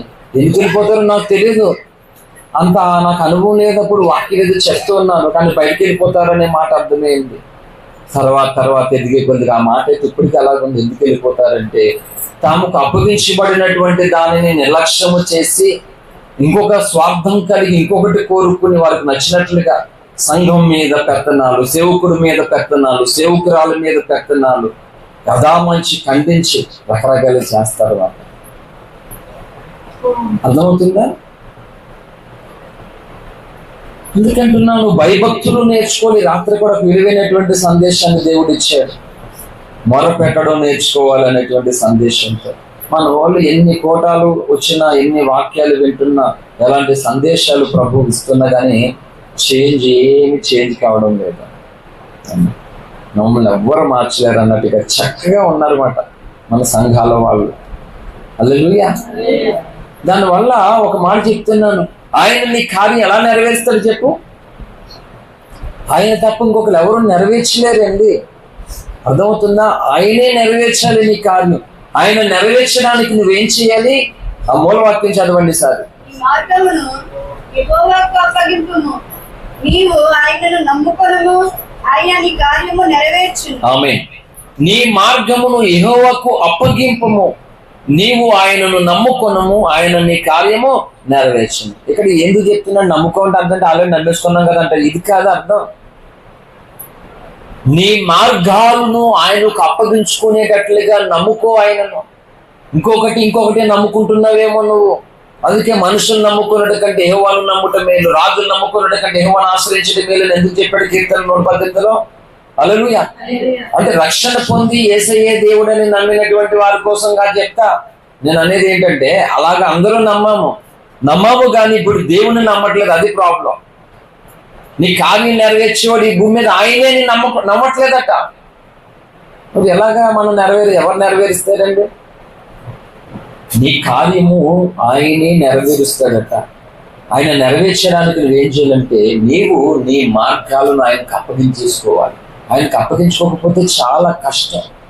దేవుడు మన పక్షంగా ఉండి మన కార్యాలు నెరవేర్చాలి అని అంటే మనం ఏం చేయాలంటే మన జీవితాన్ని పట్టుకుని ప్రభువా ఇగో ఎంతకాలం నా బాధ్యతతో నేను నడిపించాను, నా వల్ల కావడం లేదు కాబట్టి ఇగో ఇక మీదట నువ్వే బాధ్యత వహించి నీవే నాయకుడిగా ఉండి నడిపించు ప్రభువా అని ప్రభువుకి అప్పగించేసుకోవాలి. ప్రతి విషయంలో అప్పగించేసుకోవాలి. హల్లెలూయా. చాలా మందిని చూశాను, చాలా స్థలాలకు వెళ్తున్నప్పుడు పెద్ద పెద్ద వయసు కలిగినటువంటి వారు, వృద్ధులు మాట వాళ్ళు అంత వయస్సులోకి వెళ్ళినప్పుడు కూడా మాట ముందు వెనక ప్రతి దాంట్లో దేవుడు అంటే మాట్లాడుతుంటే చాలా సంతోషం అయిపోయింది. ఏంటి అమ్మా మీ సాక్ష్యం ఏంటి, మీరు ఏంటి ఏదో ఉందని చెప్తే భయంకరమైనటువంటి పరిస్థితులు ఉన్నాయి. అటువంటి స్థితిలో ఉండి కూడా వాళ్ళు ఏమన్నారు, మాట్లాడితే దేవుడు, మాటకు ముందు దేవుడు, మాట వెనకాల దేవుడు. అంటే ఎంతగా వాళ్ళు దేవుని మాటలు పదే పలకడానికి ఇష్టపడుతున్నారు చూడండి. అందుకే దేవుడు చూస్తాడు నీ నోటితోటి ఎలాంటి వ్యర్థమైనటువంటి సంభాషణలు పలుకులు వస్తున్నాయో చూస్తాడు. దేవుడు నీ పలుకులను చూసి కూడా నీ దగ్గరికి రావాలా లేకపోతే మానే వల్ల దేవుడు చూస్తాడు మాట. అర్థమవుతుందా? ఇప్పుడు మీకు అర్థమైంది చెప్తాను. దేవుడు ఎలా మనల్ని రక్షించాలి, ఎలా తన కార్యం మన పట్ల నెరవేర్చాలంటే ఇప్పుడు ఒక వ్యక్తి నీళ్ళలో మునిగిపోతూ ఉన్నాడు. నీళ్ళలో మునిగిపోతున్నప్పుడు అదే స్టోరీ 2 రకాలుగా చెప్తాను కానీ మొదటిది నీళ్ళలో మునిగిపోతున్నాడు. ఈ నీళ్ళలో మునిగిపోతున్నటువంటి వ్యక్తి నన్ను రక్షించండి అని కాకలు వేస్తూ ఉన్నాడు. ఓకే, ఇప్పుడు ఆ వ్యక్తి తమ ప్రాణాలు కాపాడడానికి అరుస్తూ ఉన్నాడు. ఎన్నో కథలు మనం విన్నాం. ఒక హెలికాప్టర్లో వచ్చి తాడేసి పట్టుకోమని అంటే నువ్వు వస్తే నేను వస్తాను అనుకున్నావే, నువ్వు కాకో నేను ఎవరినైతే నమ్ముతున్నాను ఆయన వచ్చి నన్ను కాపాడతాడు, నువ్వు కాదు రక్షించండి అన్నాడు. ఒకరు బోట్లో వెళ్ళి ఎక్కేసే బాబు రా అంటే నువ్వు వస్తే నేను వస్తానేంటి, వెళ్ళిపో, రక్షించండి అన్నాడు. చివరికి కోడి సచ్చింది అన్నమాట.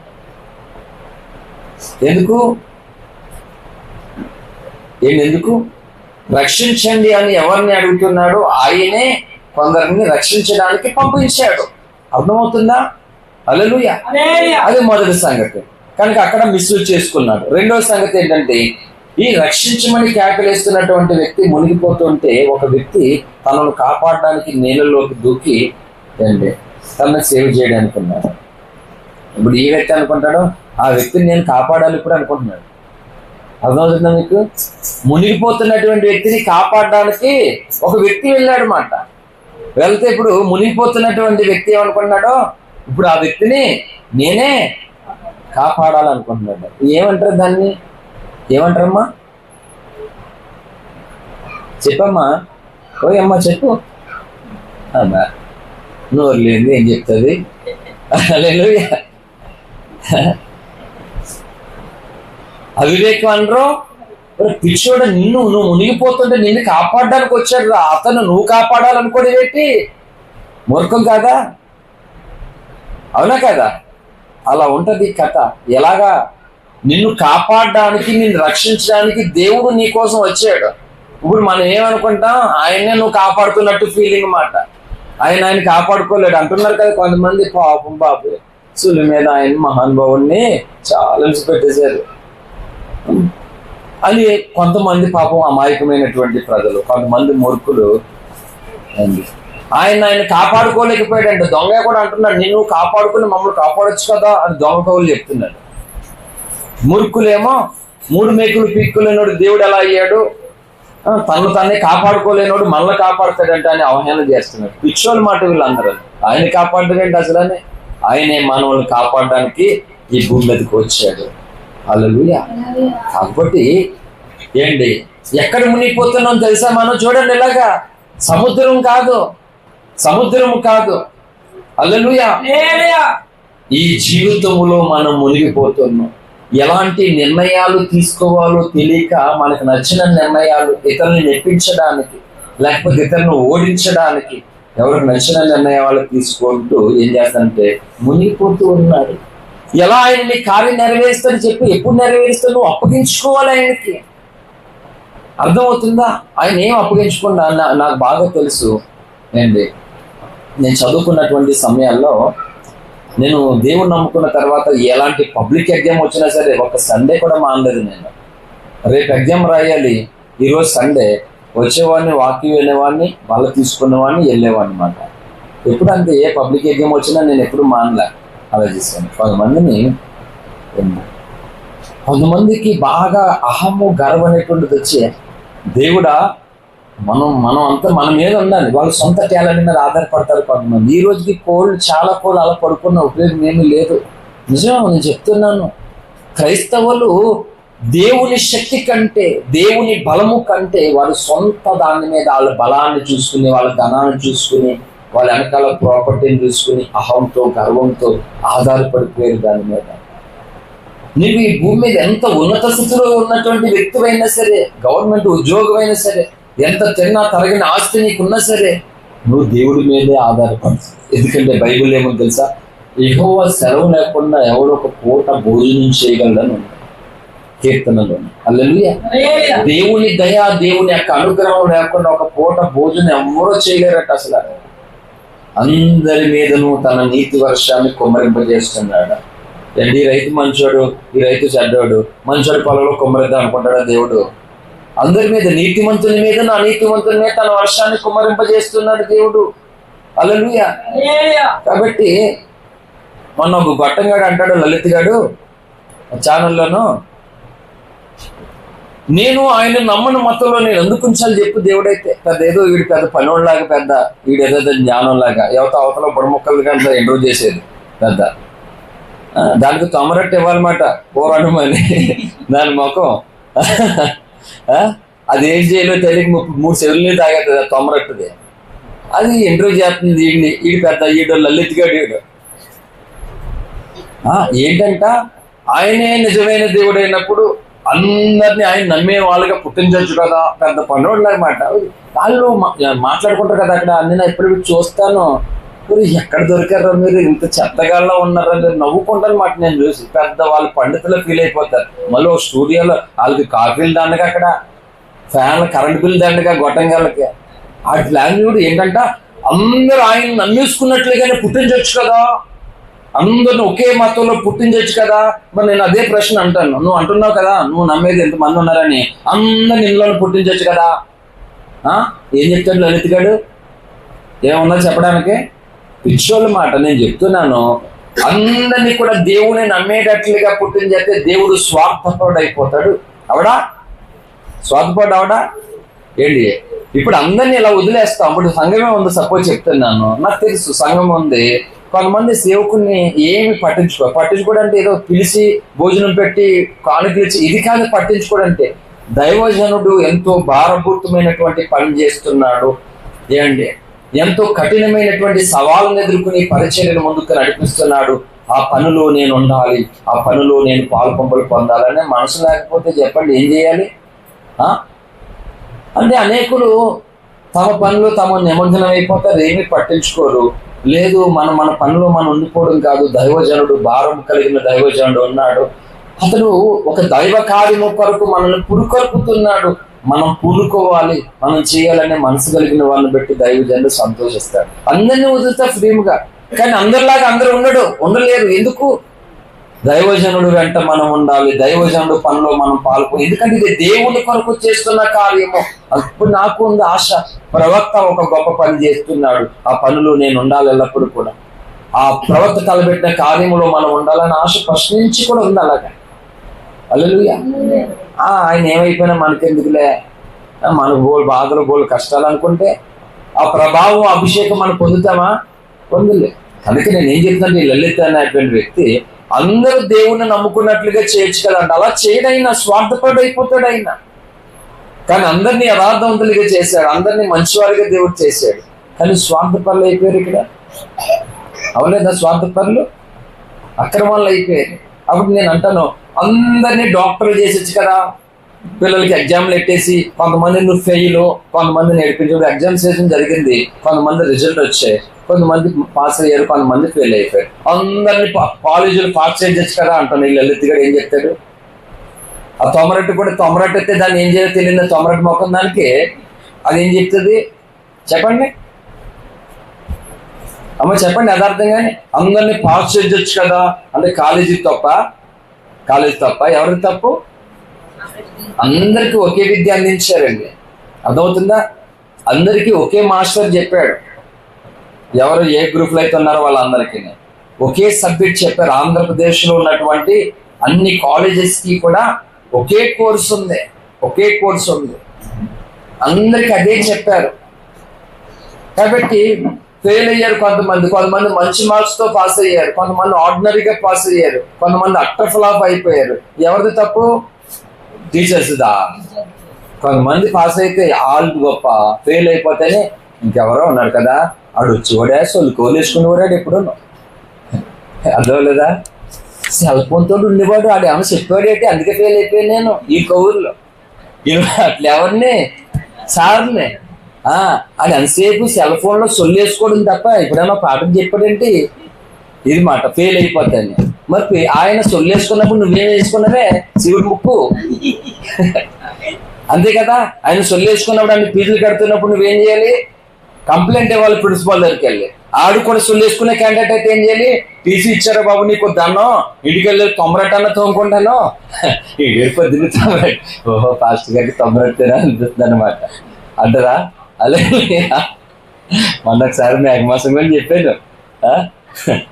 అక్కడ భోజనం పిలిచి మేకమాసం పడ్డారు. ఏంటన్నా ఏమీ లేదు, ఆదివారం ప్రసంగం అయ్యో నేను నార్మల్గా చెప్పాను. నేను నవ్వు నాకు కోరేస్తుంటే నవ్వు వచ్చేస్తుంది నాకు. అలా తొమరట్లు అని చెప్పానని లైవ్లో నన్ను ప్రేమించేవాడు ఎవరైనా సరే తొమరట్లు తినాలని నేను ఏం అనుకుంటలేదమ్మా అసలు అని. హల్లెలూయా. ఆయన ఎవరో తినాలనుకుంటే ఇప్పుడు కట్టేసారు కూడా బోట్ల మాట ముంచెట్టినా బాగుంది కదా తొమరట్లు చేసేది. హల్లెలూయా. నిజం చెప్పండి, ఫెయిల్ అయితేనేమో ఆడు సొల్లోడు ఆ సింపుల్ చూడితే ఎప్పుడైనా పట్టించుకుందా అని టీచర్స్ని తిట్టడం. ఫెయిల్ అవుతే పాస్ అవుతే మనం అంటే ఏమనుకున్నా ఇస్తారేమో అంతే కదా, ఏమనుకున్నావు అంతే నిన్ను అది ఇది. హల్లెలూయా. చూసారా, అలాగుంటది మాట కథ. ఎందుకు చెప్తున్నాను ఈ విషయాలన్నీ చెప్పండి. మన టాపిక్ ఏంటి? ఎక్కడి నుంచి వెళ్తున్నాం మనం? అమ్మా ఎక్కడున్నాం వాక్యంలో? ఫ్రీడమ్ ఇస్తాడు దేవుడు, అందరికి వదిలేస్తాడు. అలాగా ఆడు చెప్తున్నాడు అన్నాను కదా, అందరినీ దేవుడు నమ్ముకున్నట్లుగా చేసేచ్చు కదా అని. చెయ్యడు అలాగే దేవుడు నమ్ముకున్నట్లుగా. ఆయన చేయడం ఏంటి?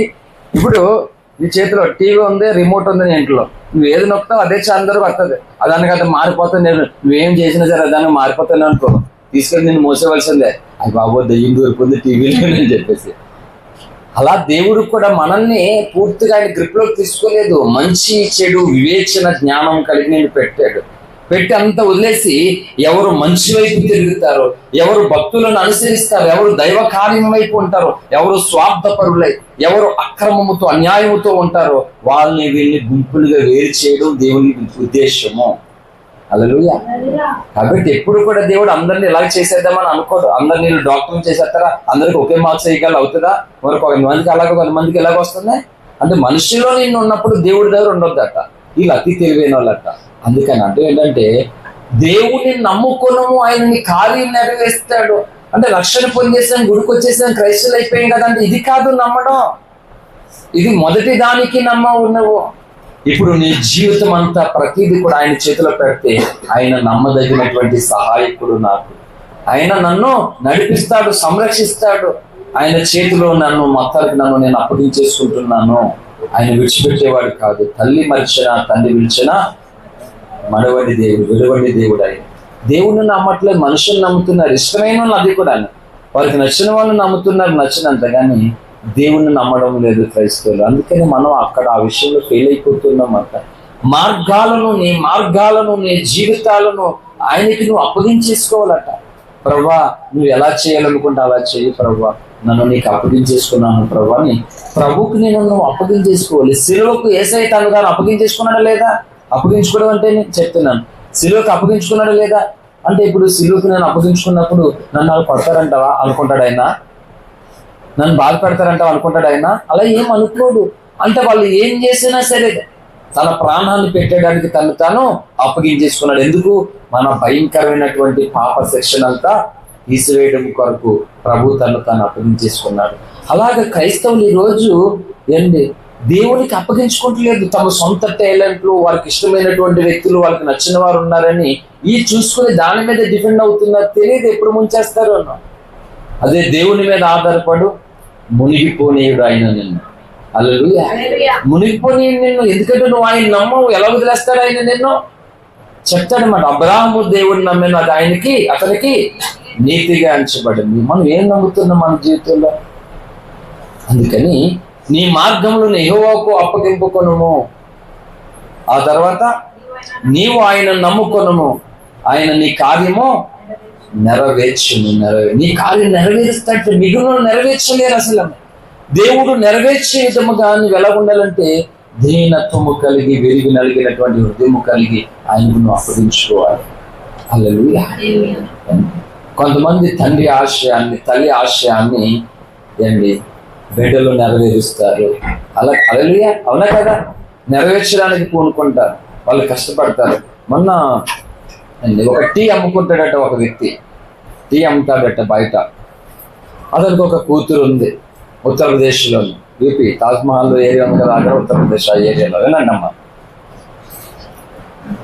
ఒక కూతురు. ఈయన పెద్ద ఆయన అమ్మాయిని చదివిస్తున్నాడట. తను చెప్పేదట, నాన్నగారు నేను సిఏ చదువుతాను నేను అని. అంటే నువ్వేం చదువుతాలి, నేను ఉన్నాను కదా అని చెప్పి, తల్లి లేదు తండ్రి ఉన్నాడు, ఆయన చదివిస్తున్నాడట. చుట్టాలు, బంధువులు, స్నేహితులు అందరూ కూడా ఇతన్ని కామెంట్ చేస్తున్నారు. టీ అమ్ముకుని కూతురు సీఎం చేస్తాడట, చదువు దండగంట, అలాగేలాగని నోటికి వచ్చినట్టు మాట్లాడుతూ ఉన్నారట. ఈ పిల్లలు కూడా అవమానిస్తున్నారట. అందులో ఏం చెప్పినా నాకు తెలిసినటువంటి ఒకరు కూడా చదివారు. అందులో నువ్వు ఒక్క సబ్జెక్టు, ఒక్క దాంట్లో ఫెయిల్ అయినా మొత్తం అన్నీ మళ్ళీ రాయాలి. ఈ సిఏ సంబంధించినటువంటి దానికి ఒక్క ఫెయిల్ అయితే మొత్తం అన్ని ఎగ్జామ్స్ మళ్ళీ రాయాలి. ఫెయిల్ ఉండకూడదు, దానికి పక్క పాస్ అవ్వాల్సిందంటే మొత్తం అన్నిటిలోనూ కంప్లీట్గా పాస్ అయ్యి ఒక్క దాంట్లో ఫెయిల్ అయిందంటే మొత్తం అన్నీ రాయాలి మళ్ళీ. అలాగ 10 సార్లు ఫెయిల్ అయిందంట అమ్మ, ఒక్కొక్క దాంట్లో ఫెయిల్ అయితే. ఫస్ట్ నుంచి తిడుతూనే తిడుతున్నాడు. ఇది ఈ సంవత్సరం మొత్తం చక్కటి మార్క్స్, మంచి ర్యాంక్ వచ్చింది. తండ్రి కోరిక కుమార్తె నెరవేర్చింది. కుమార్తె యొక్క కోరిక తండ్రి నెరవేర్చాడు. ఎందుకు తండ్రి అంత ఆస్తున్నాడంటే తన కోసం తెలుసు, తన మీద నమ్మకం ఉంది తనకే. నాన్న నన్ను నమ్ముతున్నాడు, టీ అమ్ముతూ గుడ్లా కష్టపడుతూ నన్ను చదివిస్తూ ఉన్నాడు. తన ఆశయాన్ని నేను ఎలాగైనా నెరవేర్చాలి, తన ఎన్నాళ్ళు తన కష్టానికి తగినటువంటి ఫలితం ఏదో రోజు నేను తీసుకురావాలని ఆ బిడ్డ రాత్రి మగలు పడి ప్రయాసపడి ఓటమి అవమానాలు ఒక్కరు సపోర్ట్ లేదు. ఈరోజు విమర్శించిన వాళ్ళు ఎక్కడ పెట్టుకుంటారు తలకే? అదే అంటున్నాను, దేవుని కొరకు విమర్శలు పొందాలి. మనం ఎక్కడ పెట్టుకుంటారు తలకాయలో? విమర్శించిన వాళ్ళు పెట్టుకోవడానికి ఏముండదు, సిగ్గుతో తలదించుకోవాల్సిందే. అందుకే మనం క్రైస్తవ జీవితాన్ని కలిగి, మనం ఎలాంటి అనుభవాన్ని కలిగి ఉండాలి? దేవుని నమ్మికతో, దేవుని యందు నమ్మకం ఉంచి నువ్వు ఆ మార్గంలో నువ్వు నడవాలి. నడుస్తున్నప్పుడు రకరకాలుగా విమర్శిస్తుంటారు, అవహేళన చేస్తుంటారు, ఇబ్బంది పెడుతుంటారు, కష్టపెడుతుంటారు. పెట్టని ఒక రోజు 10 సార్లు ఫెయిల్ అయిందంట అమ్మాయి. వాళ్ళు అనుకున్నట్లుగానే, వీళ్ళు విమర్శించినట్లుగానే అంతకందుకు బలహీనం అయిపోతుంది. కానీ అయినా సరే తను వదలలేదు మాట. అయినా సరే అమ్మా నేను ఎంతో నమ్మి డబ్బు ఇప్పుడే దారిపోసాను, వేస్ట్ ఇంకా వద్దు అని అనలేదు. ఆయన కూడా నమ్మాడు. ఏదో రోజు నా బిడ్డ నేను పోగొట్టుకున్నటువంటి గౌరవాన్ని నా బిడ్డ ఇస్తుందని నమ్మాడంటే కలిగింది. ఏం నమ్ముతున్నాం దేవుడిని? మనం నమ్మడం లేదండి. క్రైస్తవు, నేను యథార్థంగా చెప్తున్నాను, క్రైస్తవులే కానీ దేవుణ్ణి సరిగ్గా నమ్మడం లేదు. వాళ్ళ ఏకాగ్రత అంతా పోయింది, కాన్సన్ట్రేషన్ అనేటువంటిది లేదు. మొత్తానికి దృష్టి మళ్లించేసాడు సాతాను ఎప్పుడున్నో. ఇంకెక్కడున్నా అంతే. కొంతమందికి లాగెత్తుంటాయి అంటారు కదా, అలాగా భక్తి నేర్చుకోవడానికి మనసు ఉండదు. ఇంకా అందరు వంకలు, అందరి లోపాలు, ఇంక ఇవి చూసుకోవడమే భక్తి అంటే. ఎలాగైపోయారు? ఏం ఉపయోగం? మీరు చూడండి, అలాంటి వ్యక్తులు ఎక్కడున్నా సరే ఏమైనా సాధించిన ఉందేమో చూడండి మీరు. ఏముండదు సాధించడానికి, ఏముండదు అసలు. దేవుడు మన మీద పెత్తనం చేయాలి, మనం దేవుడి మీద పెత్తనం చేయడానికి వీల్లేదు. అది కొంతమంది ఎక్కడున్నా ఏంటంటే స్వభావం పెత్తనం చేయాలి, స్వభావం మాట అధికారం చెలాయించాలి. దేవుని సన్నిధిలో ఒదుగును ఉండు ఎదిగేలాగా ఆయన చేస్తాడు. హల్లెలూయా. వదగలేని వాళ్ళు ఎదగరు ఎప్పటికీ కూడా. అర్థమవుతుందా? కార్లు వేసుకుని వచ్చి ఏంటి సూట్లో మంచి డ్రెస్ వేసుకుని కారులో వచ్చేసి అండి ఆ సూట్లు అవి తీసేసి మామూలుగా ఈ యొక్క పారిశుద్ధ కార్మికులు క్లీన్ చేస్తుంటారు కదా, ఆ డ్రెస్సులు ఉంటాయి కదా, కోట్ అయ్యి వేసుకుని చీపుర్లు, ఆ మాప్కర్లు, బకెట్లు తీసుకుని మందిరాన్ని కడిగేస్తున్నారు వాళ్ళందరూ. కూలీలేమో పనులేమో అని అనుకుంటే వీళ్ళందరూ మళ్ళీ డ్రెస్ మార్చుకుని ఒక్కొక్కరు ఒక కారు వేసుకుని వెళ్తున్నారు. వాళ్ళు చూడండి, వాళ్ళు దేవుని పని చేయాలనంత మామూలు కదా. అంతే అంటున్నాను. ఏమీ లేదు అసలు, ఏమి సాధించింది ఏమీ లేదు. దేవునికి అంటని వారు అయిపోతున్నారు క్రైస్తవులు ఉండి కొద్దికి. అందుకే చెప్తుంది ఈ భయంకరమైన అంటి దినాలునంట ఉన్న కాస్త బట్ట అంతా పోతుంది అంటే. ఎందుకు పోతుంది? ముందు భారము కలిగి దైవజనుడు ఉన్నాడు, ఇంత భారంతో ఉన్నారు, మనం ఉండి ఏం చేస్తున్నాం అసలు, ఏం నేర్చుకుంటున్నామనే మనసు లేకపోతే పోతే ఎలా ఉంటుందమ్మా? ఉంటుందా? అనేకులు విశ్వాస భ్రష్లు అయిపోతారట. ఆదివారం కూడా చెప్పాను, పోతుంది అనేకులు. ఆత్మీయత లేదు. నేను చెప్పిన గుర్తుపెట్టుకుని అందరు కూడా, భక్తి చేసేటువంటి వారు, ఆత్మల పట్ల భారము, భక్తి, ఆత్మీయత కలిగినటువంటి వారు చిన్నాళ్ళ పెద్దలు కాదు, వాళ్ళకి భయపడడం నేర్చుకోవాలి, వాళ్ళని గౌరవించాలి మాట. వాళ్ళు చిన్నవాళ్ళ, వాళ్ళ పెద్దవాళ్ళ, అదే మీకు అనవసరం. అది ఆత్మల పట్ల భారము కలిగి దైవ భక్తి పట్ల రోషము కలిగినటువంటి వ్యక్తులకు లోబడడం, భయభక్తులు కలిగి ఉండడం నేర్చుకోవాలి. చాలా సంఘాలలోనూ ఏంటి విశ్వాసులే భక్తి పట్ల భారము కలిగి, వాంఛ కలిగి, చురుకం కలిగి ఉన్నటువంటి వ్యక్తులను సంఘాల్లో పెద్ద అధిక స్థానంలో ఉన్నటువంటి వారు కూడా చాలా గౌరవిస్తారు వాళ్ళకి. నేను చాలాసార్లు చూస్తే వాళ్ళు ఏమైనా పాస్టర్ గారి ఫ్యామిలీ అనుకున్నానా, ఇక్కడ మొత్తానికే ఉండదు కానీ సంగతి వేరే, కానీ పాస్టర్ గారి ఫ్యామిలీ ఏమో వాళ్ళు అందుకు అంత రెస్పెక్ట్ గౌరవిస్తుందంటే నేను అడిగాను, కాదట పాస్టర్ గారి వాళ్ళకి అలాంటి సంబంధం కూడా లేదట. ఆశ్చర్యపోయాను కొన్ని స్థలాలకు వెళ్ళినప్పుడు. ఏంటని చెప్పినా వాళ్ళు భక్తి పట్ల చాలా ఆసక్తి కలిగి ఉంటారట, చాలా భారం కలిగి ఉంటారట, వాళ్ళు చాలా నిష్ఠ కలిగి ఉంటారంట. వాళ్ళని సంఘంలో ఉన్నత స్థాయి, గొప్ప స్థాయిలో ఉన్నటువంటి వ్యక్తులు, వాళ్ళు విశ్వాసులు, మళ్ళా వాళ్ళకి అంత రెస్పెక్ట్ ఇచ్చి గౌరవ. ఇక్కడ పాస్టర్లకి తికాన ఉండదు మన దగ్గర. అందుకే అంటున్నాను, చాలా చోట్ల అలా 2 రాష్ట్రాలు ఎన్నో మూలలు తిరిగి వచ్చి చూసింది. ఏం చెప్పినా నేను చెప్తున్నాను, మనం చాలా చాలా దూరంగా ఉన్నాము. ఎలా ఇస్తాడు ఆశీర్వాదం చెప్పు? దేనికి, ఎందుకు ఇవ్వాలి చెప్పు? దేని పెట్టిస్తాడు ఆశీర్వాదం? నేను ఒక మాట చెప్తున్నాను, పిల్లలు ఎంత రాశారో దాన్ని పెట్టేనే వస్తాయి మార్కులు. వస్తాయి రావా? కొంతమంది దేవుని నమ్ముకున్నారు కానీ ప్రార్థన చేసుకుంటే వీళ్ళకి మార్కులు తక్కువైపోతాయని నమ్మకం వీళ్ళకి. ఎంత దారుణమో చూడండి మీరు. నేను ఏ పబ్లిక్ ఎగ్జామ్ అయినా ఏం చేసుకోవచ్చా, నేను చదువుకోవడానికి ఈ టైంకి లేవాలని ఫిక్స్ చేసుకునేవాడిని. అలారం వాడలేదు నేను ఎప్పుడు కూడా. చదువుకోవడానికి టైంకి లేవాలని ఫిక్స్ చేసుకునేవాడిని. ఆ టైంకి ముందుగా నేను ఇంతసేపు ప్రార్థన చేసుకోవడానికి ఇంకా ముందులేసి ప్రార్థన చేసుకుని మొట్టమొదట బైబిల్ చదివి అప్పుడు నా పుస్తకాలు తీసుకుని వెళ్తే, ఒక రోజు సోదరు నా దగ్గరికి వచ్చినప్పుడు ఎగ్జామ్ టైంలో బైబిల్ అని అటకారం చేశాడు నన్ను. ఈ రోజు కూడా ఏమీ లేకుండా ఉన్నది పరిస్థితి. చెప్తున్నాను నేను, ఏదో అనుకుంటున్నారు, దేవుడితో ఆటలాడొద్దు. ప్రార్థనలో ఉన్నటువంటి వారిని, ప్రార్థనలో గడుపుతున్న వారిని కెలపొద్దు, అసలు ఏడిపించొద్దు, బాధ పెట్టొద్దు.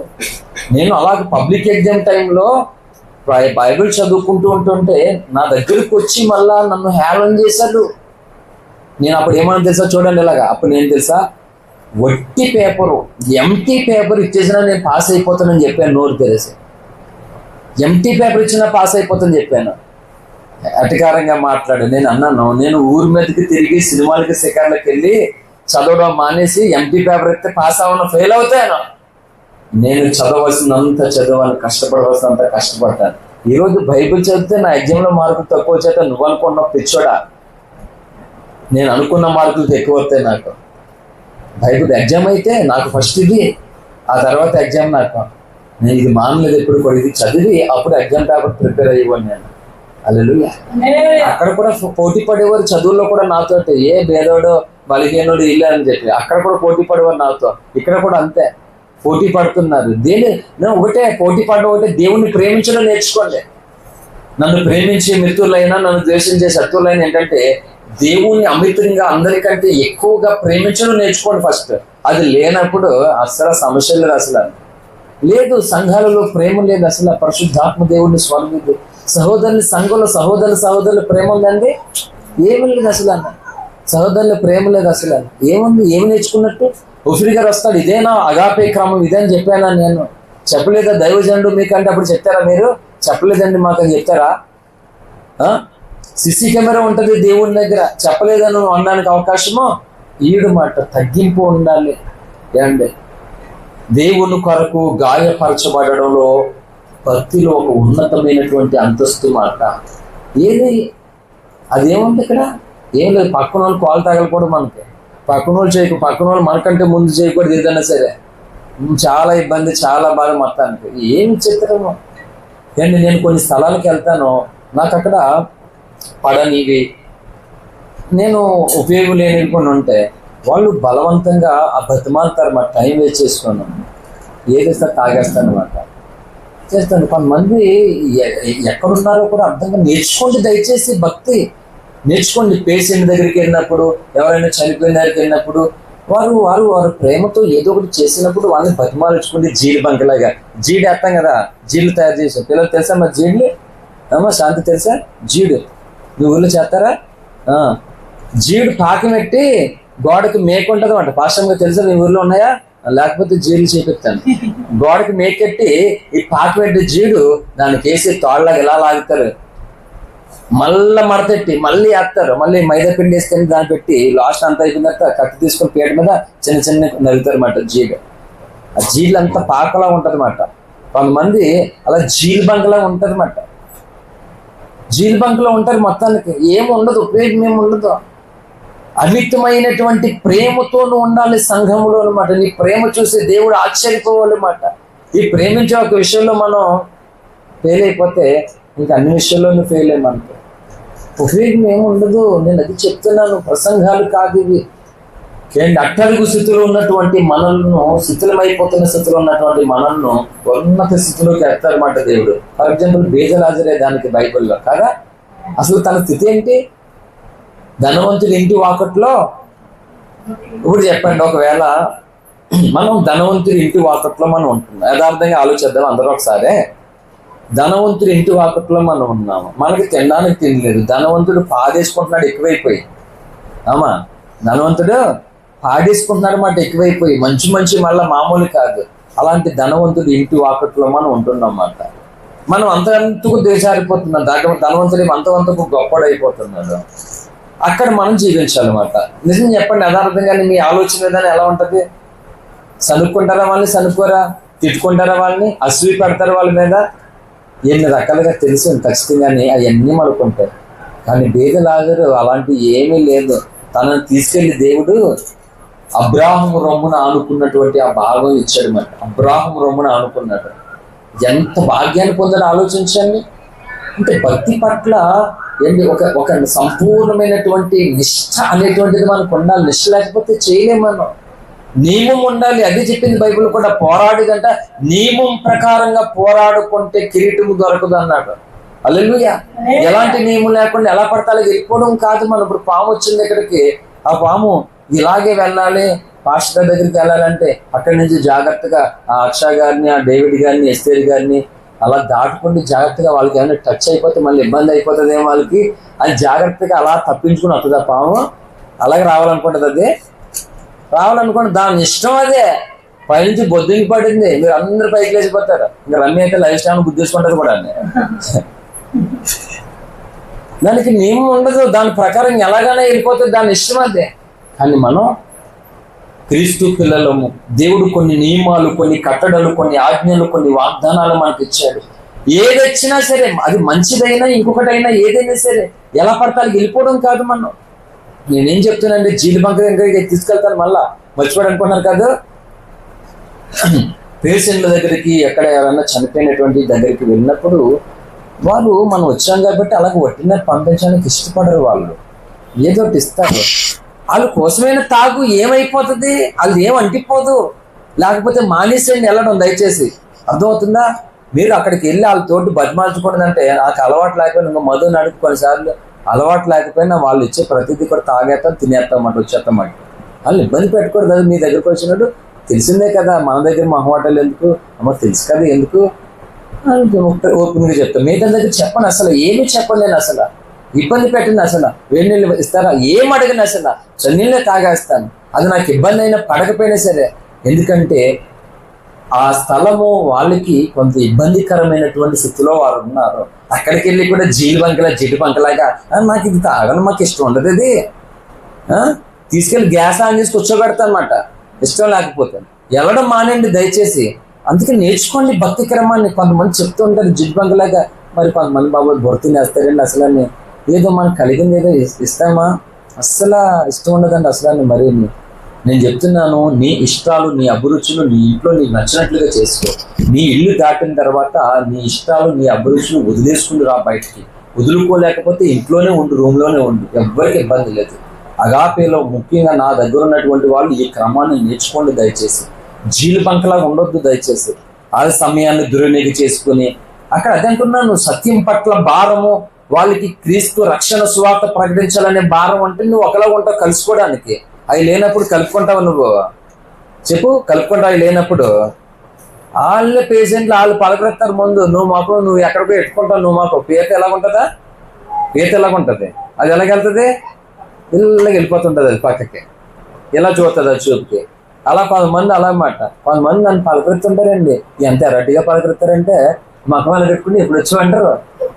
నేను ఇలా చూసుకుంటాను అనమాట. అడుగుతారు, మొఖం అడ్డు పెట్టుకుంటారు, ఆన్సర్ ఎలాగే నేను. కొంతమంది క్యాండిడేట్లు ఉంటారు, ఏదో రోజు జీడి పాకం పైన వేస్తారు కదా గేట్ మేట్కే, అలా వేసేస్తాను ఏదో రోజు కస్తిగా అనమాట. పీతలాగా మాట ఇలా చూస్తారు, అలాగే వెళ్ళిపోతుంది పీత. అలాగా నేను ఎదుర్కొంటూ ఉంటాను. బాగున్నాను అంటారు, సమాధానం చెప్పేసరికి మూత ఎలా ఉంటుంది అడ్డకి. ఏం చెప్తావు సమాధానం నాకు తెలిసిపోద్ది. ఇప్పుడు యథార్థంగా మనసుతో అడిగినటువంటి వారు ముఖం చూసి ముఖం దగ్గర ఉండి మాట్లాడి చెప్పేది వింటారు అన్నమాట. అంతే. 10 మందికి అలా ఉండదు, తెలిసిపోద్ది. పెదాలతోటి మాట్లాడేది హృదయంతో మాట్లాడేది తెలియదండి, తెలిసిపోతుంది అన్నమాట. హల్లెలూయా. కాబట్టి అలా ఎంతో మంది చదువుకున్నటువంటి పిల్లలు అక్కడ ఎన్నో సార్లు బోల్డ్ మంది, నా 10th 21 సంవత్సరం అవుతుంది అండి, ఎంతో మందికి చెప్పాను. ఎన్నో విధాలుగా చదువుకున్నటువంటి పిల్లలకు కూడా ఎన్నో పాఠాలు నేర్పించాను. ముఖ్యంగా క్రైస్తవ పిల్లలకి ఎన్నో సంగతులు చెప్పాను చదువు కోసం. నెగ్లెక్ట్ చేసిన వాళ్ళు అంతే, మధ్యలో వదిలేసుకోవాల్సిందని. నేను ఎవరు ఏమీ చేయలేరు. హల్లెలూయా. ఏంటి, తల్లిదండ్రులకు కూడా ఒక ఎగ్జామ్కి వెళ్తున్నటువంటి వారికి ఒక క్రమాన్ని అందరూ నేర్పించలేదు. ప్రేయర్ చేయించుకుని వెళ్ళాలి, దేవుని దగ్గరికి వెళ్ళాలి అండి, ప్రార్థన చేయించుకుని మొదలు పెట్టాలి. ఏమి నియమాలు లేవు కొంతమంది కదా, వాళ్ళ ఇష్టం అంతానంతే. దేవుడు చూస్తాడు ప్రతిదీ. నీ పట్ల నీ కార్యమైన నెరవేర్చాలంటే ఎలాగ చేయాలైనా నువ్వు అవకాశం ఇవ్వాలి ఆయనకి. నువ్వు నేను అవకాశం ఇప్పితే దేవుడు రావడం మన ఇంటికి. తెలుసా నీకు ఆ సంగతి? దయ్యాలు ఏంటి, అవి తమకు నచ్చినటువంటి మనలో ఏదైతే ఉంటుందో దాన్ని బట్టి దయ్యాలు వస్తాయి మన దగ్గరికి, దురాత్మలు వస్తాయి మనలోనికి. మన ఇళ్ళలోకి వస్తే మన ఒంట్లో ఉంటే దురాత్మలు, దయ్యాలు తమకు నచ్చినటువంటి వాటిని బట్టి. మరి అందుకనే ఎంత వాక్యం ఉన్నా చూడండి మీరు, ఎంత వాక్యం ఉన్నా మారు మనసు పొందకుండా అదే స్వభావంతో ఎందుకుంటారు అనుకుంటున్నారు మీరు? ఒక దెయ్యం లోపల ఉంది. తెలుసా మీకు ఆ సంగతి? మీరు ఎవరన్నా అడగండి కావాలంటే. నాకు తెలిసి చాలా మంది బోధకులకి తెలియదు ఇదే. ఒక దెయ్యం వాళ్ళ హృదయంలో గూడు కట్టుకుంటది. ఎంత వాక్యం అయినా సరే ఆ వాక్యం యొక్క ప్రభావము వాళ్ళు అనుభవించరు మాట, సనుక్కుంటారు మళ్ళా వాక్యం విని కూడా. అందుకే నేను చెప్తున్నాను, పరిశుద్ధ బైబిల్ గ్రంథంలో సౌలు అనేటువంటి ఒక రాజుని దేవుడే ఎన్నుకున్నాడు. తన తండ్రి యొక్క గార్ధములు గాడిదలు తప్పిపోతే వెతకడానికి వచ్చిన వాడు రాజుని చేశాడు దేవుడు. ఈ రోజు మనల్ని కూడా రాజులైన యాజక సమూహముగా చేశాడు దేవుడు. నరకానికి పోతాం మనం పోతే, అటువంటిది నరకానికి పోకుండా దేవుని రాజ్యానికి వారసులవడం కొరకు దేవుడు మనల్ని నియమించుకుని ఏర్పాటు చేసుకున్నాడు. సౌలు ఏం చేశాడు? అవివేకంగా బ్రతికాడట. దావీదు మనసు వేరు, సౌలు మనసు వేరు. మరి దేవుడు ఎవరినైనా ఎలా కోరుకుంటాడు చెప్పండి? ఇలా చూడండి, ఎవరిని కోరుకుంటాడు దేవుడు? తన మనసును ఎరిగినటువంటి వారిని, తన మనసును కనెక్ట్ చేసినటువంటి వారిని దేవుడు ప్రత్యేకంగా ఎన్నుకుంటాడు, ఏర్పాటు చేసుకుంటాడు. వారికి బీజలాజలాగా ఒక ఉన్నత స్థాయి ఇస్తాడనమాట. మనం దేవుని ద్వారానే పొందాలి. ఏది పొందాలైనా దేవుని చేసి మన సొంత టాలెంట్, సొంతంగా ఏది. క్రైస్తవులు అండి బోల్ ఏలం చేసి నన్ను కాలేజీకి కూడా బైబిల్ పట్టుకెళ్ళేవాడు. నాతో టీచర్ ఇంకా రాకపోతే ఆ పీరియడ్ నేను ఒక 20 అధ్యాయులు 15 అధ్యాయులు చదువుకునేవాడిని ఆ 30 గంటలను. చూసి ఆలం చేసేవారు కొంతమంది, ఎటకారం చేసేవారు. అప్పుడు ఎటకారం చేసేవాళ్ళు ఇప్పుడు నన్ను చూసి సిగ్గుపడుతున్నారు. ఇప్పుడు నిజం, నన్ను మనసు సిగ్గుపడుతున్నారు నన్ను చూసి. ఆ రోజు బైబిల్ కోసం, దేవుడి కోసం ఉన్నందుకు అన్ని లేని క్రైస్తవులేని మనసు సిగ్గుపడుతున్నారు. సిగ్గుపడి ఏం చేయాలి తెలియదు, శాలరీ అంతా అని అడుగుతున్నా చివరికి. హల్లెలూయా. మన జీవితంలో దేవుడు ఫస్ట్ మాట. అందుకని మరణం వరకు నమ్మకంగా ఉండాలన్నమాట. ఎప్పటి వరకట? మరణం వరకు. ఏదో కార్యం జరిగింది అయిపోయే వరకు కాదు. కొంతమంది అయితే ఇంకా అవసరం తీరిపోయింది, ఇంకొద్దు సేవకుడు వద్దు, సేవకురాలు వద్దు, సంఘంలో ఎవరు వద్దు, ఇంకా అవసరం తీరిపోయింది ఇంకా అంతే. కొంతమంది పరిస్థితి మరణం వరకు అంట. కూల్చేసుకున్నారండి కొంతమంది, మీకు తెలియదు అంతే. అప్పగించబడినటువంటి దాన్ని అలాగ కూల్చేసుకున్నారు చాలా వరకు, తెలుసా? హల్లెలూయా. దేవుడు అంట మన కార్యాన్ని ఆయన నెరవేరుస్తాడట. ఇది ఒక వాగ్దానం. ఇది ఆయన నెరవేర్చడానికి మరి మనం ఏం చేస్తున్నాం? నెరవేర్చడానికి ఆయనకు అవకాశం ఇవ్వాలా లేదా? చెప్పండి, అవకాశం ఇవ్వాలా లేదా? మన అవకాశం ఇస్తేనే ఆయన నెరవేరుస్తాడు. దేవుడు ప్రతి వారి దగ్గరికి రావడానికి ఇష్టం కలిగి ఉన్నాడు ఆయన. ఎవరు కూడా అనుకోవద్దు దేవుడు మా దగ్గరికి ఎందుకు వస్తాడులే అని ఎవ్వరు అనుకోకండి. ఎందుకంటే ఆయన ఈ భూమి మీదకి వచ్చింది ఎందుకు? నీకోసమే, నా కోసం వచ్చాడు ఈ భూమి మీదకి. లేకపోతే ఆయనకి ఇక్కడ ఏం పని? ఇలాంటి భూమిని ఎన్నో చేసుకోగలడు ఆయన. కానీ ఇది ఎందుకు చేసుకున్నాడంటే నీ కోసం, నా కోసం మాట. హల్లెలూయా. ఆయన ఇక్కడికి వచ్చాడు. ఇక్కడ ఏం పని ఆయనకి? నీతో పని ఉంది. అందుకు నీ దగ్గరకు వస్తాడు ఆయన. వచ్చినటువంటి ఆయనను నువ్వు రిసీవ్ చేసుకోవడం నేర్చుకోవాలి. హల్లెలూయా. అలాగే ఈ తరంలో అనేకులు భక్తి కూల్చేసుకుంటారు, పోగొట్టుకుంటారు. విశ్వాసం, మారు మనసు, పరిశుద్ధత, యథార్థత, నీతి, న్యాయము, క్రమం అన్ని పోగొట్టేసుకుంటారు. ఎందుకు చెప్పండి? ఎందుకు పోగొట్టుకుంటారు? అమ్మ నిద్రపోవద్దు తల్లి. హల్లెలూయా. దేవునికి అప్పగించుకోకపోతే ఎవరైనా సరే పోగొట్టేసుకోవాల్సింది అన్ని. దేవునికి నువ్వు అవకాశం ఇచ్చి చూడు, నీ కార్యం ఆయనే నెరవేరుస్తాడు మాట. ఇంకా చెప్తున్నాను, మనం ఎన్నైనా సరే అన్ని చేయలేము, మన వల్ల కాదు అసలు. ఒకవేళ డబ్బులు ఉండొచ్చు, మనం చేయలేమైనా సరే. కొంతమంది ఇల్లు కట్టుకున్న వాళ్ళని చూస్తున్నాం, మీ సరే అంతే పెట్టారు. డబ్బులు అన్నీ ఉంటాయి, మెటీరియల్స్, సిమెంట్ బత్తాలు ఎన్ని ఉంటాయి, అన్నీ ఉంటాయి, కావాల్సిన అన్నీ ఉంటాయి. నేత్రులు రారు, తిప్పిస్తారు, 3 చెరువులు నీళ్ళు తాగిచ్చేస్తారు మాట. అదే అంటున్నాను, అయిపోదన్నీ మన చేతుల్లోనూ. దేవుడు నీ పక్షముగా ఉండాలి భూమి మీద. కొంతమంది నీకు విరోధంగా ఉండని విరోధంగానే తప్పులేదు, కానీ ఆయన విరోధం అవ్వద్దు మనకి. అది ప్రాబ్లం. అర్థమవుతుందా? మనుషులు విరోధంగా ఉండని నీకు, కానీ ఆయన విరోధం అయిపోతే చెప్పు. మిగిలినటువంటి వారి విరోధంగా ఉండడం వల్ల కలిగేటువంటి నష్టము కంటే, బాధ కంటే, ఇబ్బంది కంటే దేవుణ్ణి విరోధంగా చేసుకోవడం వల్ల ఇంకా ఎక్కువ నష్టం కలుగుతాం. క్రైస్తవులు ఆధారపడట్లేదు, పిల్లలకి కూడా చెప్పట్లేదు తల్లిదండ్రులు. దేవుని మీద బాల్యం నుండి కూడా ఆధారపడడం నేర్చుకోవాలి. సిగ్గుపడాలి అండి, పాటలు పాడాలి, బైబిల్ చదవాలి. ఏంటి సంఘ నియమములు, సంఘ కార్యక్రమాల్లో ఉల్లాసంగా యాక్టివ్గా పాల్పొంపులు తల్లిదండ్రులు నేర్పించండి పిల్లలకి. ఏంటి యాక్టివ్గా ఉండడం, ముందుకు సాగాలి. జిడ్డు బండ్లా ఉండడానికి వీలు లేదు, నేర్పించాలన్నమాట. అందుకే ఏం చేశారు అండి సంఘము, అందరి లోపాలు, అందరు వంకలు, వాళ్ళ లోపాలు, ఈ లోపాలు, ఇదే పంచాయతీ అయిపోయింది. కనుక అరే మనం ఎలాగున్నాం ఈ రోజు, మనం ఎలాగుంటున్నాం, మనం పరిచర్యలో, దేవుని పనిలో మనం ఎలా ఉండగలుగుతున్నాం, ఇవి ఆలోచన చేసుకోలేకపోతున్నాం, నష్టపోతున్నాం. దానివల్ల నువ్వు అనుకున్నవన్నీ గొంతమలాగా బోళ్ళు కోరికలు ఉంటాయి, కానీ ఎవరు నెరవేర్తారయ్యి? నీ పక్కన నెరవేర్చే వాళ్ళు ఎవరో ఉండరు. దేవుడు నెరవేర్చడానికి మనం ఆయనకి అవకాశం ఇవ్వాలి. ఎన్నో సంగతులు ఉన్నాయి, కనుక సమయం అవుతుంది, నేను ముగించేస్తున్నాను. ఒకసారి కీర్తన చదువుదాం. 37వ కీర్తన 5వ వచనం. నీ మార్గమును యెహోవాకు అప్పగింపు. ఇంకా నిజానికి వాక్యం ఏమీ నేను చెప్పలేదు కానీ జస్ట్ పై సంగతులు చెప్తున్నాను. అప్పగించుకోవడం అంటే అర్థం ఏంటి? అప్పగించడం అంటే అర్థం చెప్పండి. ఒక మాట చాలా స్పష్టంగా మన జీవితాల్లో ఉంటుంది. అది బోల్డ్ ఉంటాయి కానీ స్పష్టముగా అందరికి క్లియర్గా ఒకటి ఉంటుంది, స్పష్టంగా అప్పగించేయడం. చెప్పండి, పోనీ మీ భాషలో అర్థమైంది? చెప్పండి అమ్మ, ఎంతమంది ఉన్నారు ఇక్కడ?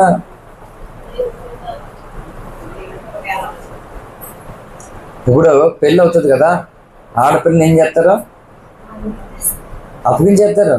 ఇంకా అవునా కదా? క్లియర్ అర్థమైందా? ఆడపిల్లి పెళ్ళి అయిన తర్వాత వాళ్ళకి అప్పగించేస్తారు. ఇంకా అక్కడ నువ్వు చింతపండు సారు వేసుకుంటావో లేకపోతే సాంబార్ ఎట్టుకుంటావో నీ ఇష్టం, అక్కడ ఏం చేసుకుంటావో నీ ఇష్టం. అప్పగించేస్తారు నేను. నీకు ఒక బాధ్యత, ఒక బంధము అనేది ఏర్పడింది. అక్కడ కట్టుకోవడం కొరకు ఎంత తగ్గించుకుంటే అంత కట్టుకుంటావు, ఎంత ఒదుక్కుంటే అంత కట్టుకుంటావు. రేపు పొద్దున్న నువ్వే సుఖపడతావు. ఇప్పుడు అర్థం చేసుకుని ఒదిగి కాపరాన్ని కట్టుకుని నువ్వు ముందుకు సాగితే రేపు పొద్దున్న నువ్వే సుఖపడతావు. కాదు కీదు అని అంటే రేపు పొద్దున్న నువ్వే బాధపడతావు. అందరూ ఉండాలండి, అందరూ ఉండాలా లేదా? ఎవరు వద్దా? అందరూ ఉండాలి. ఇప్పుడు ఫ్యామిలీస్ అన్నీ కూడా చాలా కష్టంగా ఉన్నాయి. పెద్ద కుటుంబాలు, ఉమ్మడి కుటుంబాలు ఉండేయండి. 10 మంది పిల్లలు, వాళ్ళ కొడుకులకి మళ్ళీ మన అల్లుళ్ళు, మళ్ళీ కోడళ్ళు 10 మంది, 10 మంది 20 మంది అవుతారు. మళ్ళీ వాళ్ళకి 2 పిల్లలు చూడండి.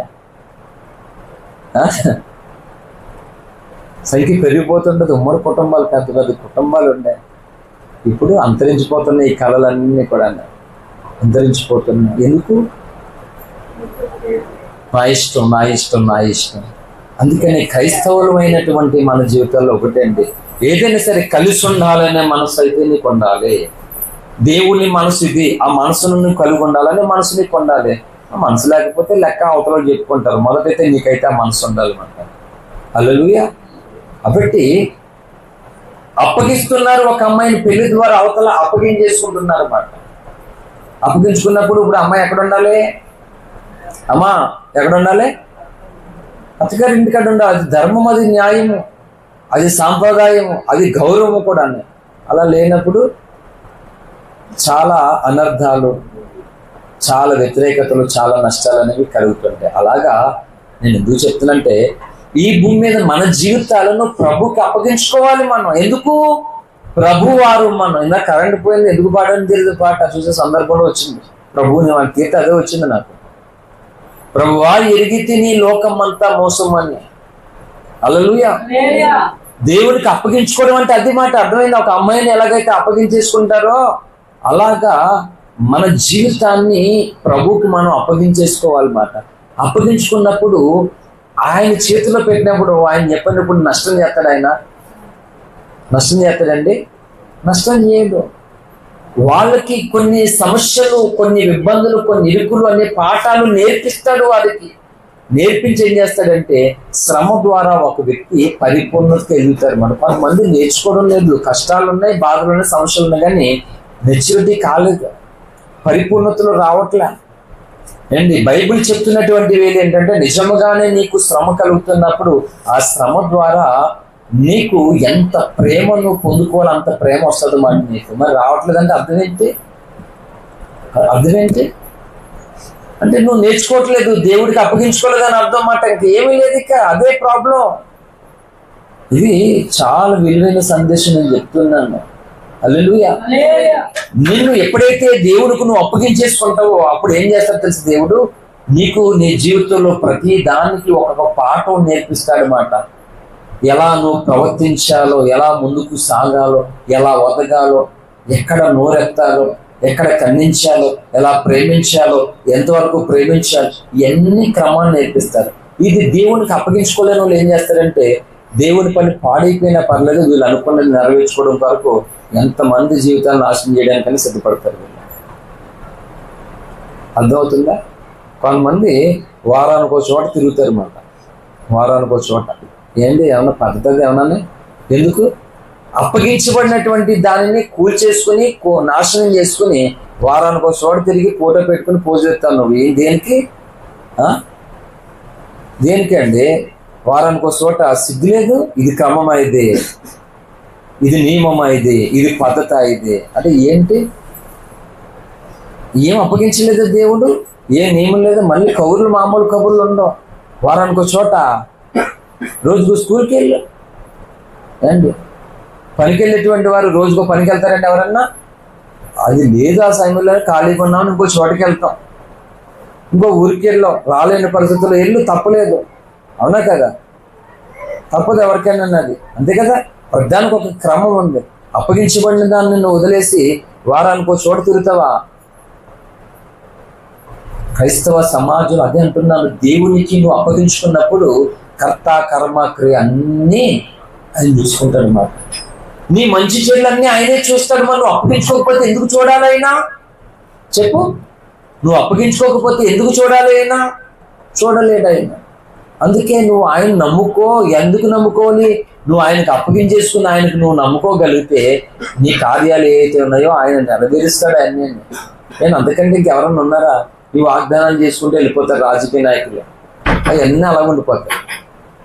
ఇంకా మొన్న ఒక ఆయన నర్సాపురం నుంచి మల్కీపుర సకినేటిపల్లి లాంచీ ఉంది. దానికి ఎన్టీ రామారావు గారు, తర్వాత చంద్రబాబు నాయుడు గారు, వైఎస్ రాజశేఖర రెడ్డి గారు ఇలా ముగ్గురు ముఖ్యమంత్రుల వరకు అది ఎప్పుడో శంకుస్థాపన చేశారంటే ఇంతవరకు బ్రిడ్జి పడలేదు. అయ్యా ఇక్కడ చూడండి ఎన్నో ప్రమాదాలు జరిగాయి ఇప్పుడు ఇక్కడ వరకునో అని ఒక పోస్ట్ పెట్టాడు ఒక దైవజనుడు. హల్లెలూయా. ఆ ప్రాంతానికి చెందినటువంటి వ్యక్తి. అలాగా కొన్ని కార్యక్రమాలు అలాగే అయిపోయినాయి. అంతే, మనం కూడా అంతే. దేవునికి అప్పగించుకోకపోతే నేను చెప్తున్నాను, నువ్వు ఎంత ప్రార్థన చేసేసుకుంటున్నావు ఉపయోగం ఉండదు. అదే అంటున్నాను, చేసే ప్రార్థన ఎలాంటి నియమంతో క్రమంతో చేయాలో మనం నేర్చుకోవాలి మాట. చేసేసుకుంటే వెళ్ళిపోవడం అంటే ఇంపార్టెంట్. అసలు అనే పద్ధతి నియమం ఏముండదా? నేను భోజనం చేస్తాం, చేసేటప్పుడు ఏం చేస్తాం? ముందు కూర తినేసాను, తర్వాత అన్నం తిందరు కానీ బాగుంటుందా? ఒక వ్యక్తి అండి, కొంతమంది పచ్చి తినడం అలవాటు, క్యారెట్లు, నష్టం ఏం లేదు, తినచ్చు, మంచియే, కొన్ని పోషకాలు ఉంటాయి. ఇప్పుడు ఏజెన్సీ ప్రాంతాల్లో కొన్ని పచ్చి తినేస్తారు అనమాట. చేపల పీతలు రైలు కాదు, పచ్చి తినేస్తారంటే కాయగూరలు. అదే టమాటా తీసుకుని తినేస్తున్నాడు. కొంచెం టమాటా ఎంత అయ్యి మాట్లాడితేనే, టమాటా మొన్న ఎంత అయిపోయింది, యాపిల్ కంటే రేట్ అవ్వలేదా? 200 కేజీ చరిత్రలో టమాటా అవ్వలేదా? ఇంకెక్కడ ఉన్నారమ్మా మీరు? అప్డేట్ అవ్వండి. ఒరే నువ్వు తినడానికి నేను చెప్తున్నాను రేటు, నేను ఇవ్వాల్సింది కానీ నువ్వు తినడానికి 20 రూపాయలు అంటున్నాడు రైతు. కొంతమంది బేరాలు ఆడితే తీసుకుని తినేస్తారు కదా. అర్థమవుతుందా? అప్డేట్ కాలేదు ఇంకా. మన జీవితాల్లో నేనేం చెప్తున్నానంటే, నిన్ను నీవు ప్రభుకి అప్పగించేసుకుంటున్నప్పుడు ఆయన నీ విషయమే ప్రతి విషయంలోనూ ఆయన జోక్యం చేసుకుంటాడు. మనం అది మానేసుకుని ఏంటి నీకు నచ్చిన ప్రార్థనలు అన్నీ చేసుకుంటూ వెళ్ళిపోతున్నా. ఎవరికి చేస్తున్నావు ప్రార్థన చెప్పు అమ్మా, ఇది చాలా ఇంపార్టెంట్. ఈ మొక్క చెప్పి ముగిస్తాను, కొంచెం అలర్ట్ ఉండండి. ఇప్పుడు మనం ప్రార్థన చేస్తాం, ఎవరికాళ్ళు చేసుకుంటారు కదా వ్యక్తిగానే. ఇప్పుడు ప్రార్థన చేసుకుంటూ వెళ్ళిపోతున్నాం కదా. ఇప్పుడు ఎలా చేస్తావు ప్రార్థన? చేసుకుంటూ వెళ్ళిపోవడం కాదు, ప్రభుకి నువ్వు అప్పగించుకుని చేస్తే, ప్రభా సంగతి నీకు అప్పగించాను ప్రభా, ఇగో నా విషయం నీకు అప్పగించాను కదా ప్రభా, ఆ విషయాన్ని చూడయ్యా, ఆ విషయం చూడయ్యా అని జ్ఞాపకం చేయడం ప్రార్థన అంటేనే. దేవునికి అప్పగించుకోకుండా నీకు నచ్చిన ప్రార్థనలన్నీ చేసుకుంటూ వెళ్ళిపోతున్నావు. చేసుకుని ఎన్ని సంవత్సరాలు చేసుకుంటామని ఏం ఉపయోగం ఉండదు. అందుకే ఇంకా సంఘాలలోనూ ప్రార్థన అనేటువంటి దానికి సరైనటువంటి క్రమం అనేది ఇంకా నేర్చుకోలేదు. హల్లెలూయా. చేసినా చేయకపోయినా ప్రభు ప్రేమమయుడు కనుక, కనికరమయుడు కనుక ఆయన చేయాలనుకున్నటువంటి వాటిలో కొన్ని చేస్తాడు, కొన్ని మాత్రమే. ఇప్పుడు అన్ని సమాజాన్ని జరగట్లేదా? దేవుడు నమ్మితేనే చేస్తున్నాడు, దేవుడు నమ్మకపోయినా చేస్తాడు దేవుడు. అది ఆయనలో ఉన్నటువంటి అనంతమైనటువంటి ప్రేమ మానవ జాతి పట్ల. ఆ వేలో క్రైస్తవ సంఘంలో నువ్వు ప్రార్థన చేసుకున్నా చేయకపోయినా ఆయన నీ పట్ల చేస్తాడు. ఇప్పుడు ఎలాగంటే, నువ్వు సరిగ్గా స్కూల్కి రాకపోయినా, సరిగ్గా కాలేజీకి రాకపోయినా, నువ్వు సరిగ్గా చదవకపోయినా, సరిగ్గా పట్టించుకోకపోయినా, సంవత్సరం అంతా రానెత్తారు కాలేజీ వాళ్ళని. ఫెయిల్ అయిన తర్వాత నువ్వే మానేస్తావు, ఆయన వాళ్ళు ఆపేక్కర్లేదు కదా. అర్థమైంది ఇప్పుడు ఈ క్రమం. ఫెయిల్ అయిన తర్వాత ఏమో పెట్టుకుని వెళ్తావు నువ్వే మానేస్తావు. ఇంకా వాళ్ళు రాకపోవడానికి ఉండదు. అంటే పాస్ అయినటువంటి వాళ్ళకి అనుమతి ఉంటుంది ఫర్దర్గా వెళ్ళడానికి, ఫెయిల్ అయిన వాళ్ళకి అనుమతి లేదు. అలాగా నీకు నచ్చినట్లుగా బ్రతుకు, నీకు నచ్చినట్లుగా ప్రార్థన చేసుకో. ఎప్పటి వరకు వెళ్తావు నువ్వు? మహాశ్రమల వరకు వెళ్తావు అన్నమాట. ఆడికి వెళ్ళిన తర్వాత ముందుకు వెళ్ళడానికి ఉండదు, అక్కడ ఆగిపోతుంది కథ. అప్పుడు గుర్తొచ్చేస్తే అయ్యగారు చెప్పిన వాక్యాలు, అబ్బో అప్పుడు నేను బోల్ని ఎందుకు వేసేసుకుంటే బాగుంది ఆయన కొనుక్కోను, ఎంతసేపు పక్కింటి దానికోసం ఎదురింటి దానికోసం ఏడ్చాల్సిన గొడవలు పెట్టేసుకుంటే జుట్లు పీకేసుకుని మొత్తానికి పళ్ళు పోగొట్టేసుకుని తప్ప అయిపోయింది. కానీ ఏసై కొరకు కొన్ని అవమానాలు కూడా ఈ భూమి మీద పొందలేదు అని చెప్పేసి అక్కడ ఏడుతామాట. ఏం ఉపయోగం అక్కడ? ఏడటం కూడా కాదు, అక్కడ మంచి మంచి కూరలు ఉంటాయి. అక్కడ 600 ముద్రలు వేయించుకున్న వాళ్ళకి ఏమండి ఏం చేసుకుని ముందు తినేసి ఎడతారు, తర్వాత వెళ్ళు ఆ తర్వాత తెచ్చిన నాశనం నరకం, రక్షణ పోగొట్టేసుకుంటున్నాడు. అర్థమవుతుందా? ఇప్పుడు దేవుడికి అప్పగించుకోకపోతే పోగొట్టుకుంటాం కాపాడుకుంటాం చెప్పండి? పోగొట్టుకుంటాం. రక్షణను కూడా పోగొట్టేసుకుంటారు. ఆకలేసిందని జ్యేష్ఠత్వం పోగొట్టేసుకున్నాడు. ఏసావు మంచోడే, చెడ్డోడేమీ కాదు, మంచోడే, జ్యేష్ఠత్వాన్ని పోగొట్టేసుకున్నాడు. అందుకంటున్నాను, అసలు ఏ వాక్యం చెప్తున్నాడో దైవజనుడు, అసలు ఏముంది వాక్యంలో, ఏముంది? ఈ ఆలోచన, వివేచన, జ్ఞానం అనేది ఉండాలి. లేకుండా సంవత్సరాల తరబడి మందిరానికి వచ్చి వాక్యాలు అలాగే ఉంటేనే నీ మెచ్యూరిటీ ఏం ఉండదు మాట. నీలో ఆత్మీయత ఏం ఉండదు. అసలు ఆత్మీయతతో కూడినటువంటి వారి పలుకులు ఒకలాగా ఉంటాయి మాట. సమాజము పట్ల రక్షణను ప్రకటించాలి, వారికి స్వార్థను ప్రకటించాలని భారభూతమైనటువంటి హృదయంతో వాళ్ళకి దగ్గర అవుతారు. అది సత్యం ఎరిగినటువంటి క్రైస్తవుల కొరకు, వారిని సర్వసత్తులో నడిపించడం కొరకు వారి పట్ల ఒక సహవాసాన్ని, ఒక సన్నిధ్యాన్ని, ఒక ప్రేమను ఏర్పాటు చేసుకుని సత్యాన్ని, సేవకుని వాళ్ళకి పరిచయం చేస్తారు. సంఘములో ఆ విధమైనటువంటి నియమము కొరకు ప్రాకులాగి ప్రయాసపడి ముందుకు సాగుతారు మాట. ఆ మనసు లేకపోతే అన్ని ఇష్టం మాట. అలాగే ఉన్నాయి సంఘాలు, పాడైపోతూ ఉన్నాయి. కనుక ప్రవక్త కూడా ప్రార్థన చేస్తున్నాడు ఏంటంటే అగాపేలో నుండి అంత చెత్త అంతా బయటికి వెళ్ళిపోవాలని చెప్తూ ఉన్నాడు ఆయన. నువ్వు వెళ్ళిపోవద్దు, అలాగా వెళ్ళిపోతే పుట్టగతులు ఏముండవు అసలు. అయ్యా ఇస్కరేతు యూదా కోసం ఏం చెప్పింది అసలు బైబిల్? ఏం చెప్పింది? ఆ మనుషుడు పుట్టకపోతేనే మేలంట, వాడికి అనవసరంగా పుట్టాడు, వాడు రక్షకుడికి దూరం అయిపోయాడు. కనుక సత్యానికి దూరమై సాధించేది ఏముండదు. వాళ్ళ మీద పగ సాధించడం, వీళ్ళ మీద పెత్తనం చేయడం, అది ఏం ఉపయోగం లేదు. ఆయన కొరకు ఒక చోట ఒదిగిపోవడం మనం నేర్చుకోవాలి. హల్లెలూయా. ప్రతి దాని గురించి నీ మార్గాలు ఆయనకి అప్పగించేసుకోవాలి. నీవు ప్రభువా ఇగో నన్ను నీకు అప్పగించేసుకుంటున్నాను, నేను నీ చేతిలో ఉన్నాను ఆయన నడిపించేటప్పుడు ఆయన ఏం చేస్తా ప్రతి విషయంలోనూ నీకు ఒక పరిపూర్ణమైన జ్ఞానాన్ని నేర్పించుకుంటూ నీ మంచి చెడు బాగోగులు అన్ని ఆయనే చూసుకుంటాడు, ఆయనే నెరవేరుస్తాడు. ఈ విధమైన ప్రార్థనతో వెళ్ళాలి. ఇస్తేరు అప్పగించేసుకుంది మొర్దెకైకేమో దేవుడికి అప్పగించేసుకున్నాడు. వీళ్ళిద్దరిని వదిలేశాడు దేవుడు. వీళ్ళిద్దరూ ప్రమాదకరమైనటువంటి స్థితిలో ఉన్నప్పటికీ కూడా వీరు అనేకుల్ని నాశనం తప్పించారు. వీళ్ళు ఎవరండి? మొర్దెకై ఇప్పుడు డేంజర్ జోన్ లో ఉన్నాడు, కానీ తన జీవితం దేవుడికి అప్పగించుకున్నవాడు. కానీ అనేకుల ప్రాణాలు కాపాడడానికి ఈ మొర్దెకై ముందు వరుసలో ఉన్నాడు. అప్పగించుకుంటే అలా ఉంటుంది కథ. అప్పగించుకుంటే ఈ అప్పులు అంటావా, ఈ సమస్యలు అంటే తిప్పలు అంటావా, ఎన్ని సమస్యలు, ఎన్ని తిప్పలు, ఎన్ని బాధలు ఉన్నా అప్పగించుకుంటున్నప్పుడు నీ పరిశుద్ధత, నీ పరిపక్వత, నీ ఆత్మీయత ఎవరు దరిదాపులోనికి రాలేరు. అసలు అంత ఉన్నత ఎత్తులో ఉంటా. ఏది ఉన్నత ఎత్తేది? లాజరు బేదోడే, లాజరు రోగే, లాజరు బలహీనుడే, ఒంటరోడే, కానీ ఆత్మీయతలు ఎంత ఎత్తులో ఉన్నాడో. మనకి సమస్యలు నేను చెప్తున్నా. ఆత్మీయతలో ఈ విషయం చెప్పినా సమస్యలే కాదు, మనకి ఆత్మీయతలో కూడా సమస్యల కంటే దారుణంగా దిగజారిపోతున్నాం మనం. మరి ఎలాగేంటి? అది తప్పది, అలా ఉండడానికి వీల్లేదు. సమస్యలు ఉన్నాయి, సమస్యల కంటే ఎత్తులో నీ ఆత్మీయత ఉండాలి ఎప్పుడు కూడా. అప్పుడు సమస్యలు కూడా సిగ్గేస్తుంది అన్నమాట. హల్లెలూయా. ఇప్పుడు యోబుకి ఎన్ని సమస్యలు వచ్చేసాయి ఒకేసారి అండి? గొప్ప మహారాజు మాట. దిక్కు లేని వాళ్ళకి దిక్కు అయ్యాడంట, కళ్ళు లేని వాడికి కళ్ళు అయ్యాడంట. ఎంతో మంది ఆకలి తీర్చాడు యోబు. అలాంటి మనుషుడికి ఒక్కసారిగా నలుదిశల మహాశ్రమ, నేను లేఖనాలు చూపించట్లేదు, మొత్తం అంతా ఒక్కసారిగా నలుదిశల శ్రమ వచ్చేసింది. వచ్చిందా లేదా? శ్రమకే సిగ్గేసింది. ఎంత శ్రమ వచ్చిందో అంత ఆత్మీయతతో ఉన్నాడు తను. హల్లెలూయా. ఆత్మీయత లేదు ఈరోజు. కష్టము, బాధ, నష్టం, ఇబ్బంది ఇది మాత్రమే ఉంటూ చెప్తున్నారు. కానీ మరి నీ ఆత్మీయత కోసం చెప్పాలి. బైబిల్ చెప్పింది వారు నిరుపేదలే కానీ వారి దాతృత్వం బహుగా విస్తరించింది. వాళ్ళు శ్రమలో ఉండే కొద్దికి వాళ్ళు ఇంకా విస్తరించారని ఇది బైబిల్ చెప్తుంది. ఏది మనది? ఏది? శ్రమ ఎక్కువైతే ప్రార్థన తక్కువైపోతుంది మనకి. కొంచెం నష్టం వస్తే భక్తి తక్కువైపోతుంది మనకి. ఇది బైబిల్ అలా కాదు కదా. వాళ్ళకి శ్రమ వచ్చే కొద్దికి వాళ్ళు ఇంకా వృద్ధిలోనికి వెళ్ళారు, వాళ్ళు విశ్వాసంలోనికి వెళ్ళారు.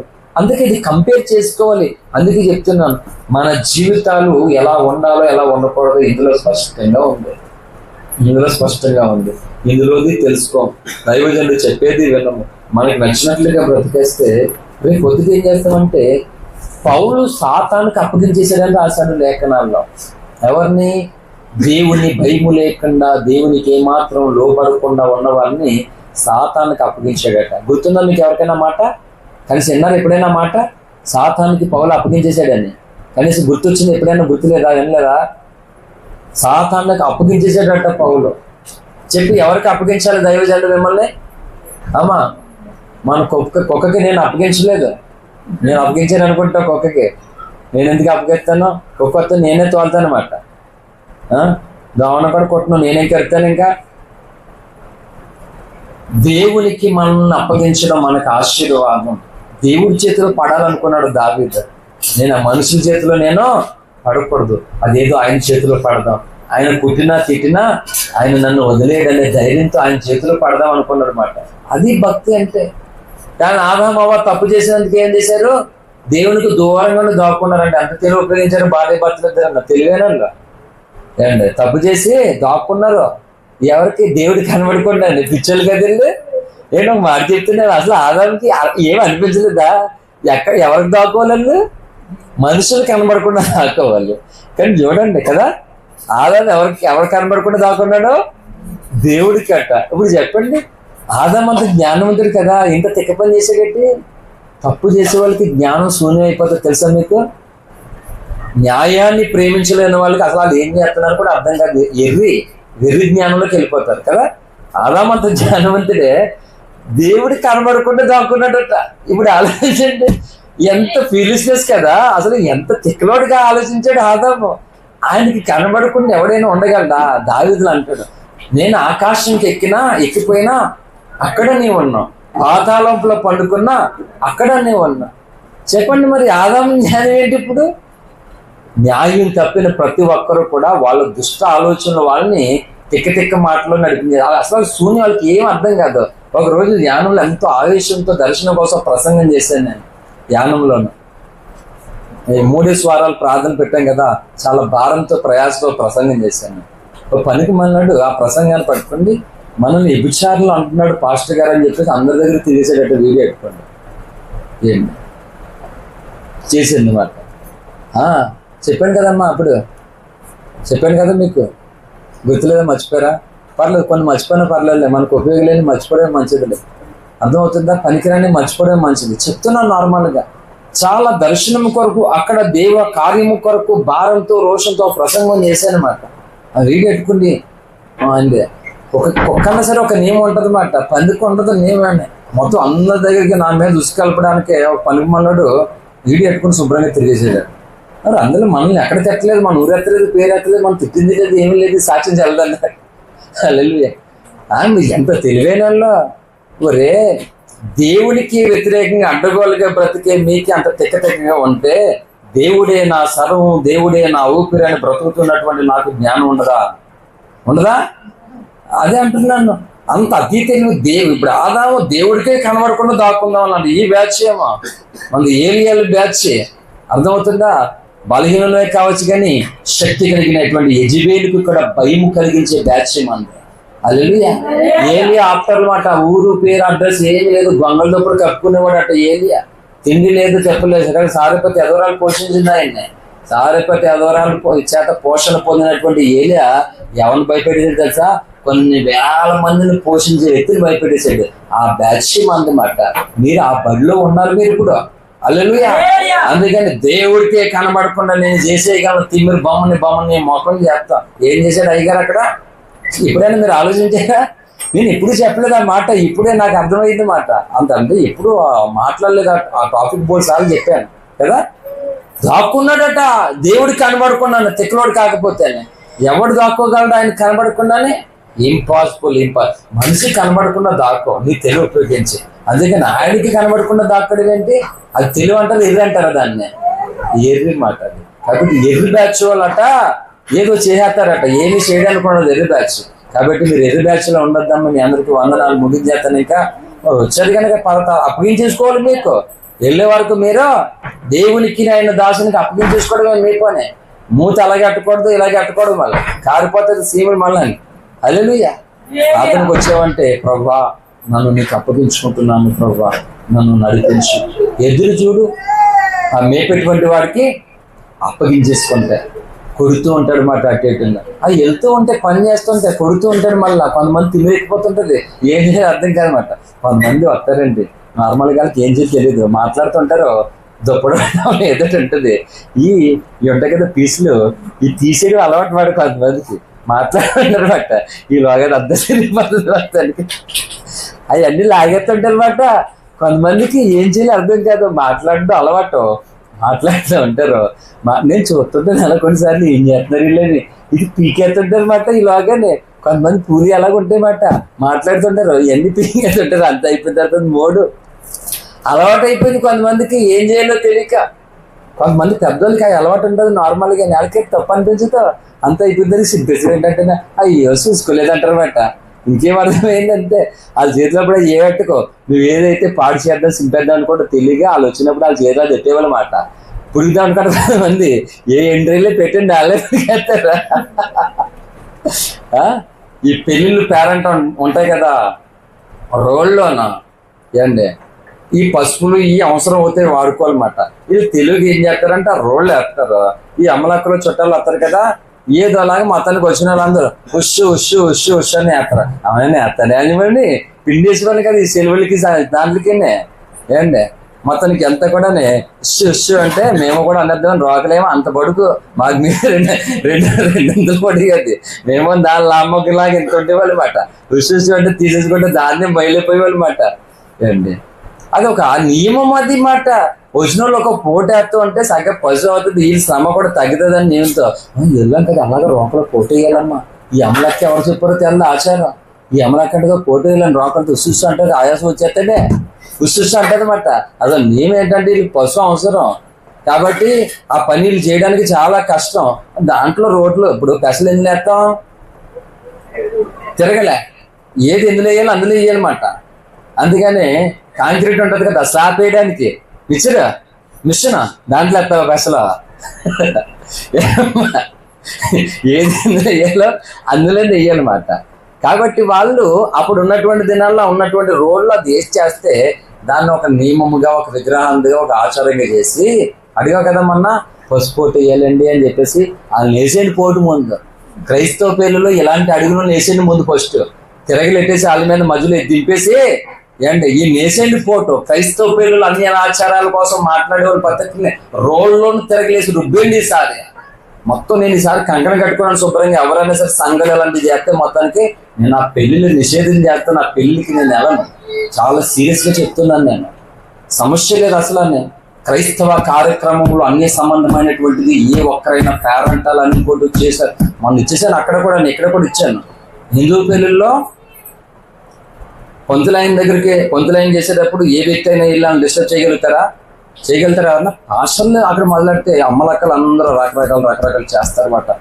ఈసారి నేను చెప్తున్నాను, సంఘములో ఎవరైనా ఎలాంటి కార్యక్రమాలకైనా సేవకుడు నియమము లేకుండా అన్ని సంబంధం వాళ్ళు చెప్పారు వీళ్ళు చెప్పారంటే సంఘములకు కూడా రాని నేను ఎవరైనా సరే చెప్తానండి. ఈసారి చెప్తున్నాను, ఎందుకంటే సత్యము సంతలో పాలైపోతుంది, సత్యము అవహేళన అయిపోతుంది, సత్యం అవుటిదైపోతుంది మాట. బుద్ధి లేనటువంటి కార్యములు ఏ ఒక్కరిక్కడ ఇక మీదట చేయడానికి ఎట్టి పరిస్థితులను రవ్వంతైన అవకాశము ఉండదు అసలు. నాకు తెలియదు వాళ్ళు చేశారు వీళ్ళు చేశారంటే పప్పులు ఉడకవేక మీదట ఎవరైనా సరే చేసుకోవాలంటే దేవుడి నియమం సంఘ నియమం ఎలా చేయాలో సేవకుని అడుగుండి ఆ విధంగా ఫాలో అవ్వండి. లేదంటే పొందులైన ప్రకారంగా చేసుకోండి, సంఘములో ఒక్కరిని పిలవకండి. ఇంకా అన్యులు ఎవరైనా పిలిచారంటే వెళ్ళండి. అర్థమవుతుందా? క్రైస్తవులైతే క్రైస్తవులుగా చేయండి, అన్యులైతే అన్యులుగా చేయండి. అది కలిపి ఇది కలిపి మధ్యలో పెట్టి చేస్తే ఎట్టి పరిస్థితుల్లో కూడా అగాపే సంఘంలో కూడా రానియద్దని ప్రవక్త ఆజ్ఞ కూడా ఉన్నది. హల్లెలూయా. అనేం అవమానాలు నిందలు పడి రాత్రి పగలు ఈ సత్యం యొక్క గొప్పతనాన్ని ఏంటి దేవుడు అప్పగించినటువంటి పని కొరకు అవమానాలు నిందలు ప్రాణ పరిస్థితులు ఎదుర్కొంటే ఇక్కడ వాళ్ళ మనసులు గెలవడానికి, వాళ్ళు నొప్పించడానికి, వాళ్ళు లబ్ధి పొందడానికి ఇష్టం వచ్చినట్లు చేస్తారా? పాతరేసేస్తానమాట. హల్లెలూయా. తేగలు ఈ టెంకలు కప్పెట్టుదాం అనుకున్నామండి, తేగలు తవ్వుకోవడానికి మనకు తలం ఉండేది కాదు. ఈ రాగిడి మట్టిది అంతా ఎక్కడ వేస్తాం అక్కడ వేసుకునేవాళ్ళం. అక్కడికి వెళ్ళి ఈ లోగా ఎవడో తవ్వుకుని ఎత్తుకెళ్ళిపోవడం అంట. ఇంకేం చేస్తాం, తవ్వుకుని ఎత్తుకెళ్ళిపోతేనే. కానీ తిరగల్లో ఉన్న రోడ్లు వేసి పాతేస్తాను సార్ ఎవరైనా సరే ఇలాంటి పనులు చేస్తారు అసలు. హల్లెలూయా. ఎట్టి పరిస్థితులు అలా ఉండడానికి వీలు లేదు అసలు. నేను నార్మల్గా ఏదో గంధం కొంచెం పసుపు ఏదో చిన్న అవకాశం వస్తాను అనమాట. చిన్న అవకాశం వస్తే శుభ్రంగా శాతం భావించుకుంటారు శుభ్రంగానే. తప్పు అందుకంటున్నాను, నిన్ను నీవు ప్రభువుకి అప్పగించేసుకున్నావు అనుకో, తిక్కలోడివే ఏమీ తెలియనోడివే. కానీ భూమి మీద చాలా జ్ఞానం కలిగిన వాళ్ళు చూసా వాళ్ళు తిక్కలోళ్ళు అయిపోతారు నీ ముందు. హల్లెలూయా. ఎందుకంటే నువ్వు ప్రభువుకి అప్పగించుకున్నావు గనక. ప్రభువుకి అప్పగించుకున్న వారు ఎవరు ఈ పరిశుద్ధ గ్రంథంలో ఒకవేళ వారికి సరైన బట్టలు లేవేమో, వారికి నార్మల్ బట్టలు ఉన్నాయేమో, సరైన భోజనాలు లేదేమో, ఒంట్లో సరైన ఆరోగ్యం లేదేమో వాళ్ళకి, కానీ వాళ్ళ ముందు మిగతా వాళ్ళు బలాదూరు మాట. ఎందుకు? వీళ్ళు ప్రభువుకి అప్పగించుకున్నవారు. ఏ సంఘమైనా సరే ప్రభువుకి అప్పగించుకున్న వారి జీవితాలు ఒకలా ఉంటాయి, ఒక ఆత్మీయతతో ఉంటాయి. ప్రభువుకి అప్పగించుకోలేనటువంటి వారు ఆత్మీయంగా దిగజారిపోతారు. వాళ్ళ విలువలు ఉండవు, వాళ్ళకి పోగొట్టుకుంటారు విలువలు అప్పగించుకోకపోతే. అందుకంటున్నాను, ఎలా వస్తుంది? నువ్వు ఏ ఇత్తనం వేస్తే అదే పంట నువ్వు కోస్తావు, తెలివైన వ్యక్తులు. అంతేగాని నువ్వు ఏ ఇత్తనం వేసి ఇంకో పంట కొయ్యాలనుకుంటారు ఎవరైనా?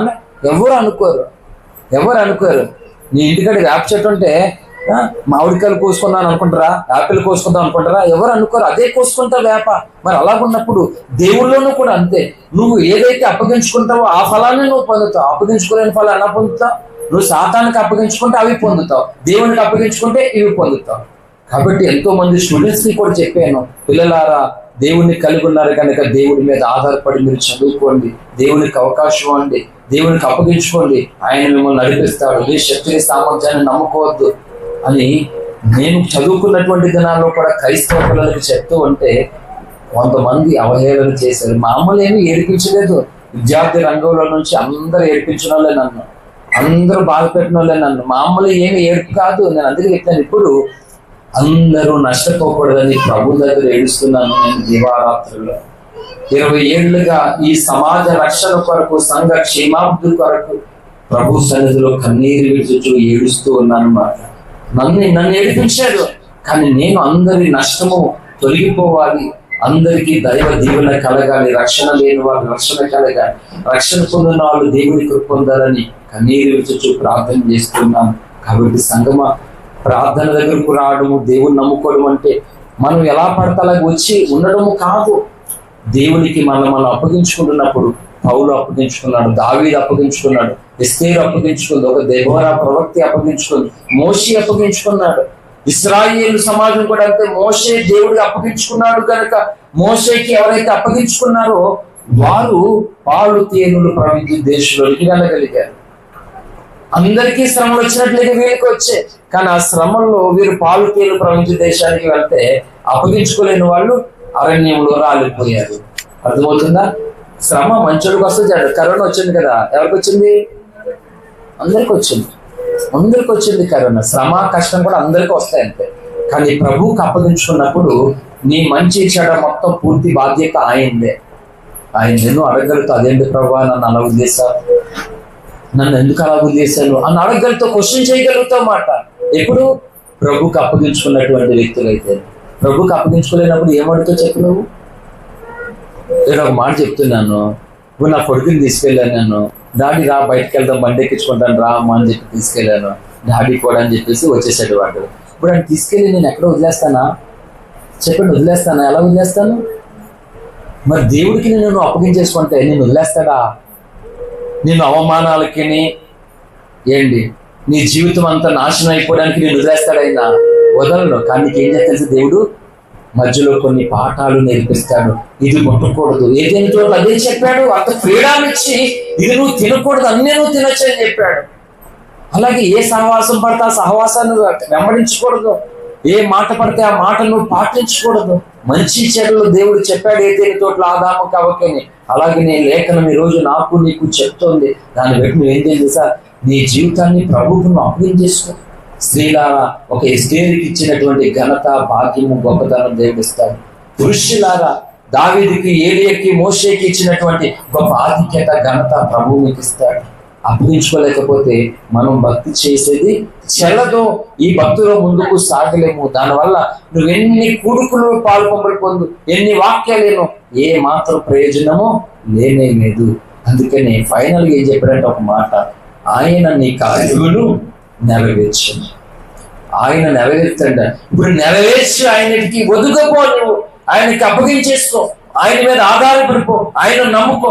అప్పుడు ఎట్టి కార్యముతో, ఎట్టి బరువుతోటి నువ్వు నలిగిపోతున్నావు, ఇబ్బంది పడిపోతున్నావు. ఏంటి ఆ స్థితిలో నుండి అంటున్నారు అందరూ, నీ వల్ల కాదు, నీ బ్రతుకంతా సరే, నువ్వు బయటికి రాలేవని నిన్ను అందరూ అవహేళన చేస్తూ ఉండొచ్చు. కానీ ఆయన వచ్చి అందరి ఎదుట కూడా నేను గొప్ప చేస్తాడన్నమాట. హల్లెలూయా. నీ వల్ల కాదు, నీ వల్ల కాదు, నీ వల్ల కాదు అన్నారా, ఆయన వల్ల అవుతుంది నువ్వు అప్పగించుకుంటే అనమాట. హల్లెలూయా. అదే చెప్తున్నాను. మనం ఏమి సాధించని చెప్పు, మనం అనుకుంటున్నాం ఎన్నో, ఏమి సాధించామని ఏమీ లేదు. అందుకని ప్రభువా నిజమే, అన్నీ కూడా నేను ఆలోచించి నాకు నచ్చినట్లుగా అనుకుని నేను ఓడిపోయాను, ఫెయిల్ అయిపోయాను ప్రభువా. ఇక మీదట ప్రభువా ఇగో నన్ను నీకు అప్పగించుకుంటున్నాను ప్రభువా అని అప్పగించుకో.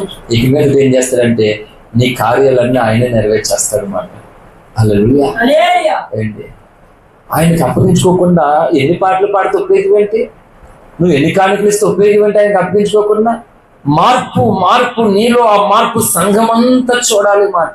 వీళ్ళు ఎంత మార్పు ఎలా కలిగారు ఇవన్నీ నీ సంఘములో తోటి విశ్వాసులు కూడా నీలో ఉన్నటువంటి ప్రేమ, నీలో ఉన్నటువంటి ఆత్మీయత, నీలో ఉన్నటువంటి దేవుని గుణ లక్షణాలు సంఘము చూడాలి. అవి కనబడని ఏం కాదు, కనిపిస్తాయి ఖచ్చితంగానే. ఏంటి ఆత్మీయత కనబడదా? కనబడుతుందా? కనబడుతుంది ఖచ్చితంగానే. అంటే ఈ నేత్రాలకు కనబడదు కానీ క్రియలు కనబడతాయి మాట. హల్లెలూయా. కాబట్టి సంగమా ఎన్నో విషయాలు ఉన్నాయి కానీ నేను ముగిస్తాను. అందుకే రాత్రి 2 గంటల సేపు ప్రసంగం ఉన్నా. కొంతమంది ఎక్కువసేపు చెప్పకూడదు, ఎంతసేపు సొల్లేసుకున్నా పర్లేదు. వాక్యం ఎక్కువసేపు చెప్పడానికి రైట్స్ ఉన్నాయా? చెప్పడానికి ఉన్నాయా? ఎవరికి రైట్స్ లేవు. వచ్చిందనుకో చెప్పేది వినడం వరకే. ఎందుకు, ఏమిటి, అలానే నో క్వశ్చన్స్, నో ఆర్గ్యూస్. హల్లెలూయా. కాబట్టి ప్రభువు ఈ విధముగా ఒక నియమాన్ని, ఒక క్రమాన్ని ఏర్పాటు చేసుకుని ఒకటే చెప్పాడు, ఎవరైతే తమ మార్గాలను దేవునికి అప్పగిస్తారో, ఎవరైతే తమ జీవితాల్లో దేవునికి ఆనుకుని ఆయన నమ్ముకుంటారో వారి కార్యాలన్నీ దేవుడు నెరవేరుస్తాడట. హల్లెలూయా. ఇప్పుడు చెప్పు, నువ్వే నెరవేర్చుకోవాలనుకుంటే ఉండు, నీకు నచ్చినట్లుగా ఉండు, నీకు ఏదనిపిస్తో చేసుకో. ఒకవేళ నాది దేవుడు నెరవేర్చాలనుకుంటే నీకులా ఉండొద్దు. దయచేసి నువ్వు ఆయనకు అప్పగించుకో.